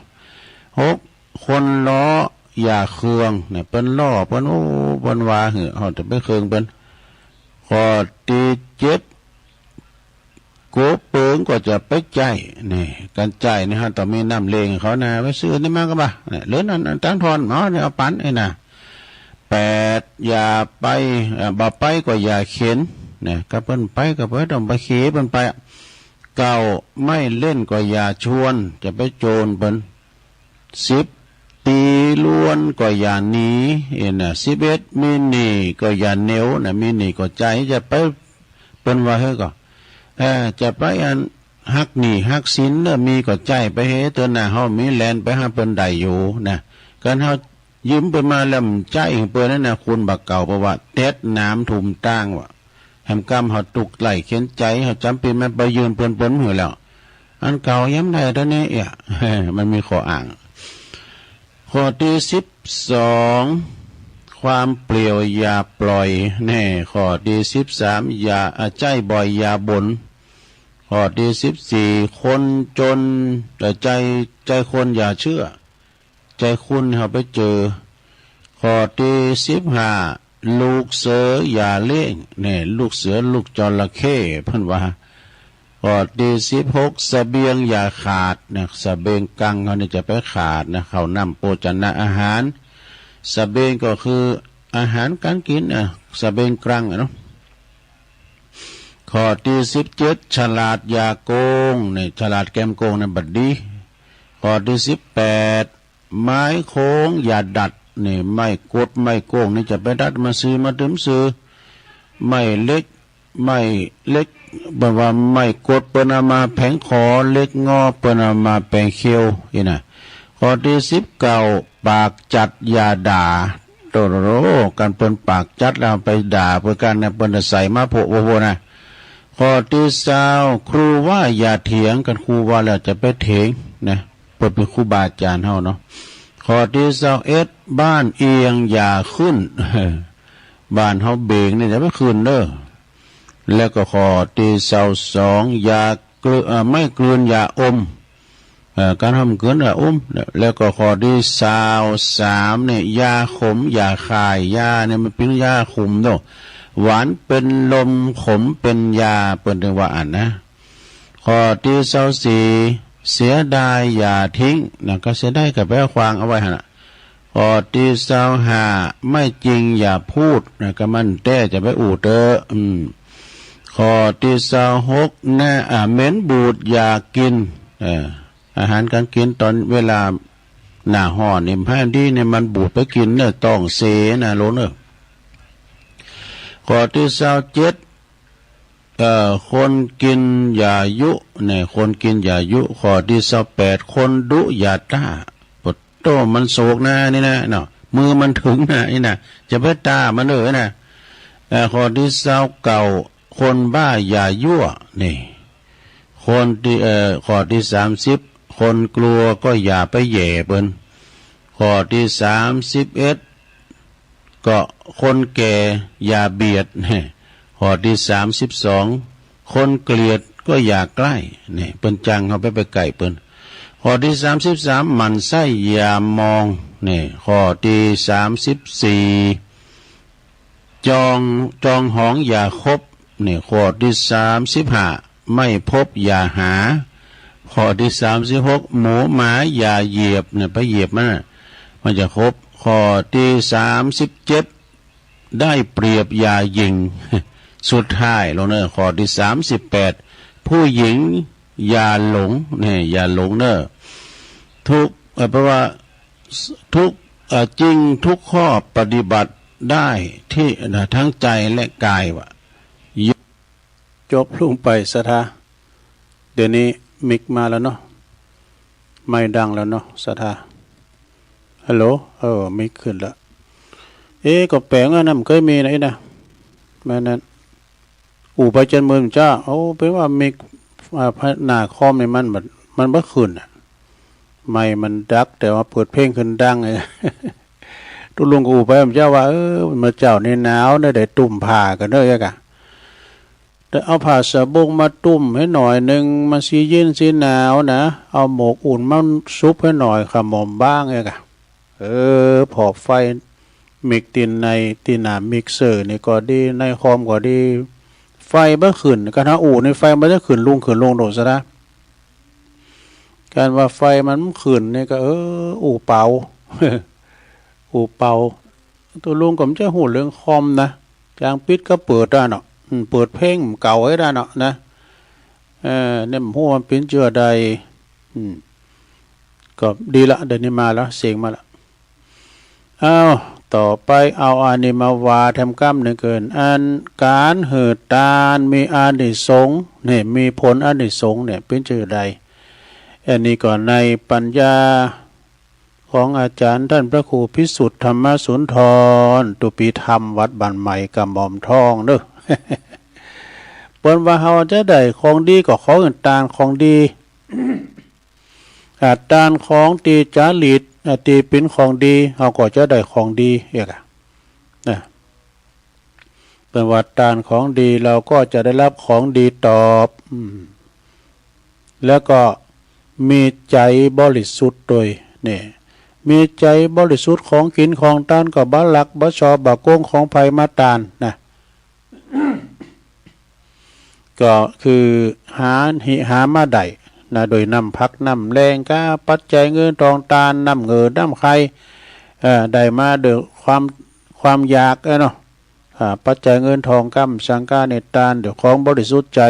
แท้ๆนะเจตนาหังพิกเววัตตามิเนี่ยมีเจตนาดีแต่แล้วก็หยุดความกินแหนงกินแหนงแข็งใจฮอตตานไปแล้วนี่โอ้แข็งฝักจัดลำเนี่ยตู้เขาจะสันก็แห่นะมันหลังบาจะเอาบกินเนี่ยไง เจ้าเด็กอ่ะตู้3 ปีที่แรกเป็นปล่อยหลงกะละมังหลงไอ้ปอดตาลจะมีอยู่เนี่ยอันนี้กินแหนงไงก็เนาะคือหาของต้านของเก่า เนี่ยหยุดความกินแหนงแข็งใจฮอดตานไปแล้วอาจารย์พระครูสุเมธว่าตานปุดมือไปแล้วนะได้บุญละนะเขาจะหือหยังหือไผก็ตามคุณตุกไล่เข็นใจตุกกะตายอยากจุนก็ดีขี้เหล้าก็ดีมาจะว่าซื้อก็แล้วแต่มันตานปุดมือไปแล้วก็ได้บุญละนะต่างกรรมต่างวันละอาจารย์พระครูสุเมธเป็นว่าเนาะแล้วก็แย่งเลิกตาลบ่แย่งเลิกตาลนะบ่แย่งมาโอ้ติวปินโตมาตองย่องตัวลุงออกกว่าอยู่กลางโขงเนาะสมมุติไหน แต่ที่อันหน่อยๆนี่มีเอาไว้ให้การเข้าน่ะโตหลวงพ่ออยู่ก็หลวงพ่อมันอยู่ไว้น่ะขี่รถไปเอง อันนี้เป็นเจาะจงในบุคคลเนาะบุคลิกตานครับใช่ไหม ก็แล้วว่าบ่แย่งการเลิกตาลไผมีหันแม่แต่สามเณรกอดตาลหมดนะบ่เลิกตีตาเนี่ยนะได้บุญเนาะซะนะเนี่ยประวัติการให้ตาลมีที่มีผลอานิสงส์นะก็คือตาลของที่ดีมีประโยชน์นี่นะเนาะแล้วก็มีใจบริสุทธิ์พุทธผ่องบ่คุณของมองโมใจแล้วก็ยุดความกินแหนงบ่กินแหนงแข็งใจตานไปแล้วนะแล้วก็บ่แย่งเลิกตานนี่ไผมาก็ตานหมดไอ้น่ะเนาะตานหมดจำกำนึงว่าการตานนี่การตานตีบ่มีผลอานิสงส์นี่อันนี้บ่มีอานิสงส์เด้อคือต่างกับเจ้านะคือทำบุญเอาหน้านี่ ทำบุญเอาหน้าตีบามาดีนี่ตีบามาดี แล้วก็มีความกินแหนงแคลงใจนี่แล้วก็อะไรของตานนี่แล้วก็เลิกการจ่อจงนี่เลิกการตานจ่อจงอย่าไปตานที่เจ้าอาวาสปุ่นแล้วจะไปตานเจ้าอาวาสแต่เป็นนึงโทรหากันเนาะท่านอยู่กับเจ้าวันนี้วันนี้ท่านบ่ได้อยู่เนอะอันวันผู้ก็ไปเนาะจะไปตาน ภัยไม่หันกดต้านหมดไอ้เนาะก็อันนี้ก็คือการกินการต้านมีอานิสงส์เนอของหนังสือของอาจารย์พระครูพิสุทธธรรมสุนทรตุปีธรรมวัดปันใหม่กับหม่อมทองก็จบลงไปละโกไม่มันบัดนี้เดี๋ยวตรงนี้ประกาศข่าวสารงานบุญครูบาอาจารย์กันเด้อสถานเด้อมีข่าวสารงานบุญที่เปิ้นฝากประกาศมาส่งไล่มาก็มีวันที่25นี่พุกมือเนี่ยเนาะเปิ้นจะมีการตอดกฐินที่วัดฝายหินเด้อวัดฝายหินตำบลสุเตปอำเภอเมืองเชียงใหม่ที่ต่างแห่งสถานีคืนบุญเนี่ยนะ วัดฝายหินนี่ก็มชในเมตตาธรรมอาจารย์พระครูสมุวิสุวัฒน์วรกิจโจเป็นจะตอดกฐินวันที่25ตุลาเด้อแล้วก็ในวันที่31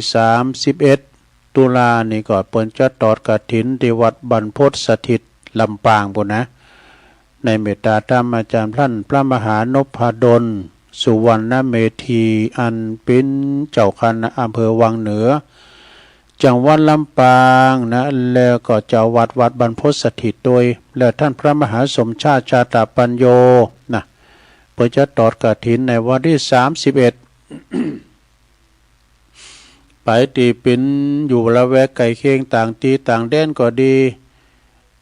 ก็ไปกินไปตานกันเนอะนะ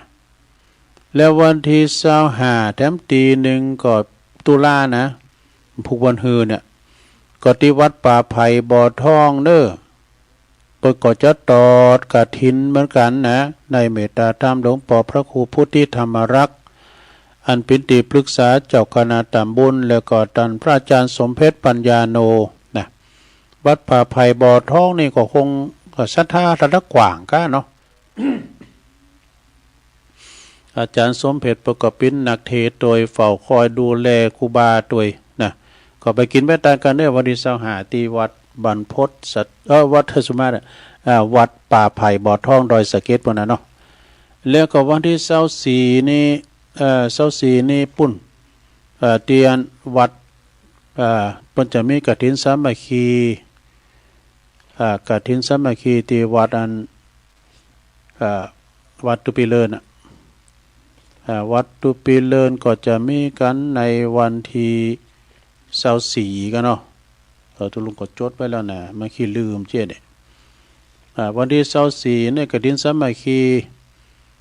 ปุ่นเตียนวัดพระศรีพระธาตุศรีมหาโพธิ์ตะโปธารามวัดพระธาตุม่อนปิ่นอำเภอฝางตุปิเลินเนอะนี้บูชาธรรม81 ปีหลวงพ่อธรรมชัยโยวัดธรรมกายจะไปถอดถวายเนอะพร้อมด้วยคณะศิษย์นะอาจารย์มหาสมชาติก็จะไปวันที่24เนอะ25เนอะ24ตุลากอมพุกเนี่ยกะดุวันนี้23ปียะแล้วเนี่ยแล้วต่อจากหันก็ในวันที่1เนอะก็งานบุญกฐินที่วัดประธาตุดอยหล่อวัดประธาตุดอยหล่อก็ท่านพระอาจารย์จิตอนาลโยเจ้าอาวาสเนาะเพิ่นจะตอดกฐินในวันที่1เนอะในเมตตาบารมีธรรมพระเดชพระคุณหลวงพ่อท่านพระครูพิสิทธิ์พิพิธการหลวงพ่อเปิ้นก็บ่ละลืมวัดบ้านเกิดของเปิ้นเนาะเปิ้นจะต้านเวลาบ่ายพุ่นเนอะครูบาวัดโขงสิงห์เปิ้นจะนำปาศรัทธานายร้อยนายพันนายพลมาเด้อ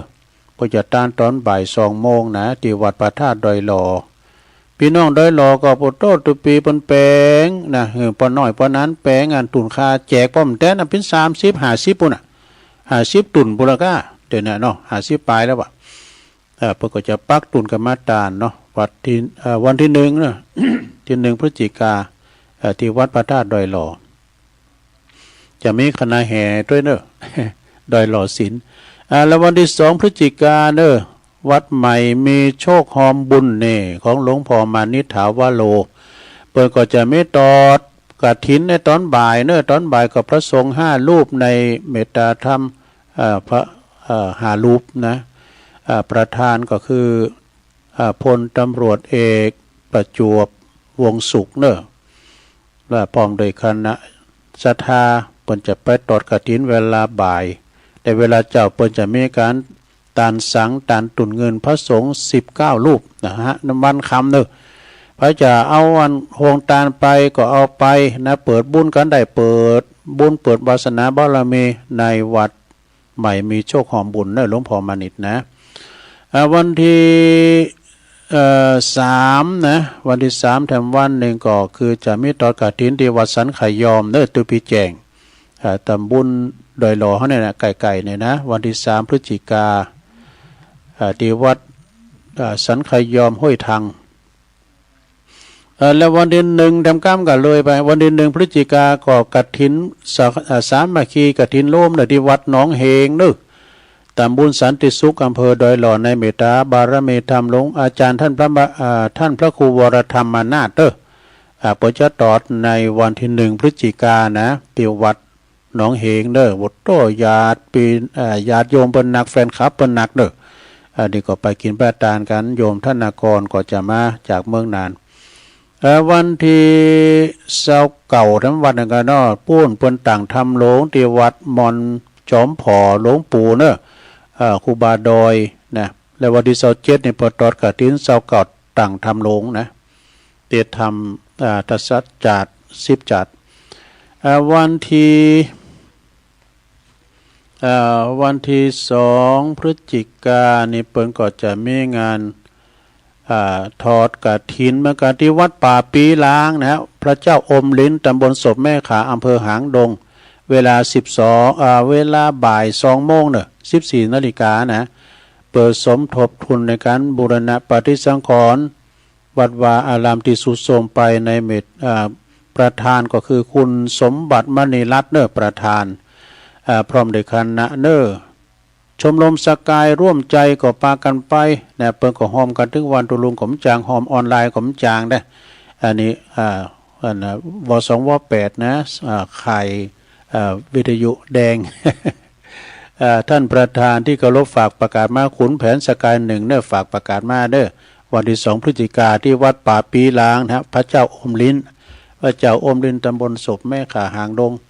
แถมงานหนึ่งก็2 พฤศจิกานะ68ก็มีการตอดกฐินสามัคคีที่วัดห้วยอ้อตำบลน้ำดิบอำเภอป่าซางจังหวัดลำพูนเปิ้นจะสมทบทุนในการบูรณะซ่อมแซมวิหารเด้อในเมตตาธรรมอาจารย์ท่านพระอธิการบุญนักวรปัญโยเจ้าอาวาสวัดห้วยอ้อเด้อโดยท่านดร.ประพันธ์แก้วเก๋ลุงใจเนอะจะไปเป็นประธานในการตอดกฐินขั้นในพร้อมครับมีรักแฟนเพลงวงการันตีมีรักแฟนเพลงการันตีเนาะไปกินไปทานกัน3 ทำกรรมพฤศจิกาก็ปนเจ้าตอดกฐินตีพุทธมณฑลเนอะนะพุทธมณฑลนี้มีข้อมูลเจ้าต่อใดเนาะก็ค่อยประกาศเนาะมีแล้วก็เนี่ยเนาะก็ขอบคุณกับพี่น้องศรัทธาเนาะที่เปิ้นได้ฝากประกาศมาโอ้เดี๋ยวก่อนเนอะเวลาก็ไว้เดี๋ยวตักตังลายก่อนเนาะตักตังลายก่อนวันพุธนี้ก็มาอยู่เนี่ยศุกร์นะวันศุกร์วันพุธนี้ก็เข้าสู่รายการเหมือนเดิมเวลาเดิมนะณสถานีแห่งนี้สถานีวิทยุแห่งนี้เนาะก็มีนะยงยุทธมณีวันจากบ่อแห้วลำปางไวชาคาฟังอยู่เนอครับเนี่ยแล้วก็วัดเหล่ามนทาทิพย์มนทาทิพย์วันที่31เนอะมนทาทิพย์นะ เปิดจอดตอดวันที่31วันที่32นี่มีไหนเด้อ32มีพระแจงมาเด้อนี่ แม่หลวงสายฝนจันกุลนะพี่น้องหลายปีเนาะผ้าขาวตานไปว่าแล้วแม่หลวงเนาะน้องผ้าขาวเหมือนว่าวันที่22น่ะเนาะแล้วก็มีโยมยุพินหอมมาลาพี่น้อยนี่เปิ้นฟังจากไม่โยกชัดเจนดียายซิวก็ฟังอยู่ก้าเนาะพี่ฟองปับฟองเขานี่นะฟังกันอยู่เนาะแล้วก็มีโยมดอยน้อยพัฒนาหนองหานสันทรายก็ฟังอยู่บรรจงกันท่าวงฟังอยู่เนอนำดิบเนอไหวสาตุลุงคาฟังอยู่นวลเสลีหินเขียวนะฟังอยู่เนอนะเป็นว่าฟังตุลุงอยู่บุญส่งจากลำปางไหวสานะครับเนออุ้ยสาวคุ้มตะวันจากลวงเหนือดอยสะเก็ดก็ฟังอยู่เอาร้านพัฒนันเนอร้านพัฒนันก็คือโยมพัฒนันวิจิตรไพศาลแท้ตั้งก็ฟังอยู่เนอะแล้วก็แม่หลวงสุมาลังกาพินเนอะอันนี้ปนอยู่4 แยกป่าหาปุ่นเนอะเมืองจีปุ่นนะฟังอยู่แล้วก็โยมกนกพิชัยนาเนอะหวยงูในฟางเนอะฟางปนจะมีวันที่4ปุ่นเนอะตอดกฐินวัดโสพนารามในเมตตาธรรมหลวงพ่อท่านพระครูศรีรัตนคุณเนาะแล้วก็อันนี้นะปริญญาธรรมเอกวัดลาดในเมตตาธรรมอาจารย์ท่านพระมหาประสิทธิ์ธรรมาภินันโทปริญญาธรรม8 ประโยคเนอพระอุปชาเจ้าวัดจ่างกรรมไวสานะครับเด้อไวสาไวสาอันนี้อาจารย์พระครูอภิวัตรเปิ่นไลน์มาถามว่านะวันนี้ว่างก่อไปกฐินบ้านนนบ้านโยมพนิตา7 โมงก็เดียวกันอันนี้ อาจารย์พระครูอภิวัตรเปิ่นไลน์มามีแม่ครูธัญญากศนฟังอยู่นะแล้วเดี๋ยวหน่อยแล้วก็มีแม่สีทอนไซปากาแม่สีทอนแม่ของเนาะ ฟังอยู่แม่สิรินทิพย์บุญเลิศฟังจากกรุงเทพเนี่ยจบการตักทั้งหลายเนาะอ้าวจบแล้วมาเลย0899555656นะใครอยู่ตั้งใดดินไหนตั้งใดก็มาโทรกันเข้ามา0899555656ก็คงจะได้อูจาป้าใสกันไปนะจบจากครั้งตุลุงนี่ก็ฟังอาจารย์พระครูเนาะเจริญปอนเจ้าไอ้สาเจ้าบันดอนลงมีกระถินวันที่26เนอะเจ้าตาน4 โมงครึ่งเนอะเจ้าปฏิธรรมกำยองเหมือนเดิมเนอะเจ้าใครเป็นเจ้ามันเห็นคุณใครเป็นคุณมันเฝ้าเจ้าใครเป็นเศรษฐีมางูลตุนเต่าขยันงานเจ้าได้เป็นแน่นอนอยากเป็นเจ้าเป็นนายก็เรียนสรรพคุณอยากเป็นขุนน้ำขุนนางก็ต้องเข้าหาผู้หลักผู้ใหญ่อยากเป็นเศรษฐีก็ต้องขยันเจ้ากำยองวันละกำนะเจ้ากำว่าจะขี่เชียนวันไหนกำว่าไว้วันหน้าเกิดเขียนไว้ไหนผมหูเจ้าไว้ซะเจ้า089ปทนัดเข้ามาใหม่0899555656อ้าวมีอยู่ก่อสถามีอยู่ก่อทำสายหนึ่งเนาะอ้าวเจริญปอนอาชาเจ้าจะลุงแม่อุยินฟังอยู่เจ้าชัดเจนดีเนาะเจ้าชัดเจนเจ้าได้ดินที่มันนาชัดเจนเจ้าดีแล้วสาธุกำลังจะลุงเนอะสำเมิงเจริญปอนไว้แสงครับปอฐานัดมาแล้วครับผมฟังอยู่แล้วครับชัดเจนเลยเนาะบอกให้ชัดจะไหนครับไม่เหลวคุณนอกจากที่ไรก็บอกไปครับหมุนไปเติมมันตึงมีนะต่อซ้ายคือนิดหน่อยเนี่ยโอ๊ตเอาไอ้ยาทันพระครูว่าเปิ้นเอาเครื่องไปเช็คอยู่นะหวยต้องซักนี่นะครับผมสิ่งกำลังใจสุลุงนะครับขอบคุณปรนัทเด้อสาธุเจริญปอนเจริญปอนตั้งใดชัดเจนเนาะสันใจเมโจสาธุสาธุเจริญปอนถ้าพอบุญหลักฐานเลยความชัดเจนดีอันนี้ตั้งใดปอกอยู่ที่ไหนก่อนชัดเจนดีครับชัดเจนเลยเนอะปออยู่ตั้งใดอยู่บ้านไหนครับอยู่สายดอยตำบลกุยไก่จังหวัดลำปางโอ้ลำปางบนน่ะชัดเจนเลยเนาะเจนดีมีความผู้ดีความถึงวันผู้ก็ฟังทำเด้อถึงมาที่ผู้กันวันหนึ่งวันอื่นวันหนึ่งยินดีพอนานเด้อยินดีพอนานหนักๆนานหัววันนั้นไว้ก่อนเปิดฟังถือวันเจริญปอนนมัสการครับผมนากรครับโยมท่านนากรเมืองนานเนาะครับผมวันนี้โทรมาครับฟังตลอดครับช่องหนุ่มนาเหลืองนะครับนาเหลืองเนาะดีเลยเด้อขอบคุณหลายๆเด้อนมัสการครับผมโยมท่านนากรเปิดฟังอยู่เมืองนานบนพี่น้องบันไกมาใหม่ได้แล้วก็หาเวลาเนี่ยโวยแต่ทำสายเราไปเจอทำสายสุดท้ายเจริญปอนมันไหลน้อยๆมันน้อยเนอพังยินเนอเจ้าลำปางได้มาแล้วเจ้าสัตว์เจนนี่ทลงลำปางพวกก็ฟังแถมนอตอีกันเนอเจ้าสัตว์ตัวเจ้าพอดีขอบคุณกูเสงกูสายเนอที่เปิดฟังกันเวลาตุลุงจบพอดีก่อนนำรายการจากลาสถาไปก่อนเนออยู่ดีมีสุขผูกปะกันใหม่จัตตาโลธรรมาวัฏันติอายุวันโนสุขังฝลัง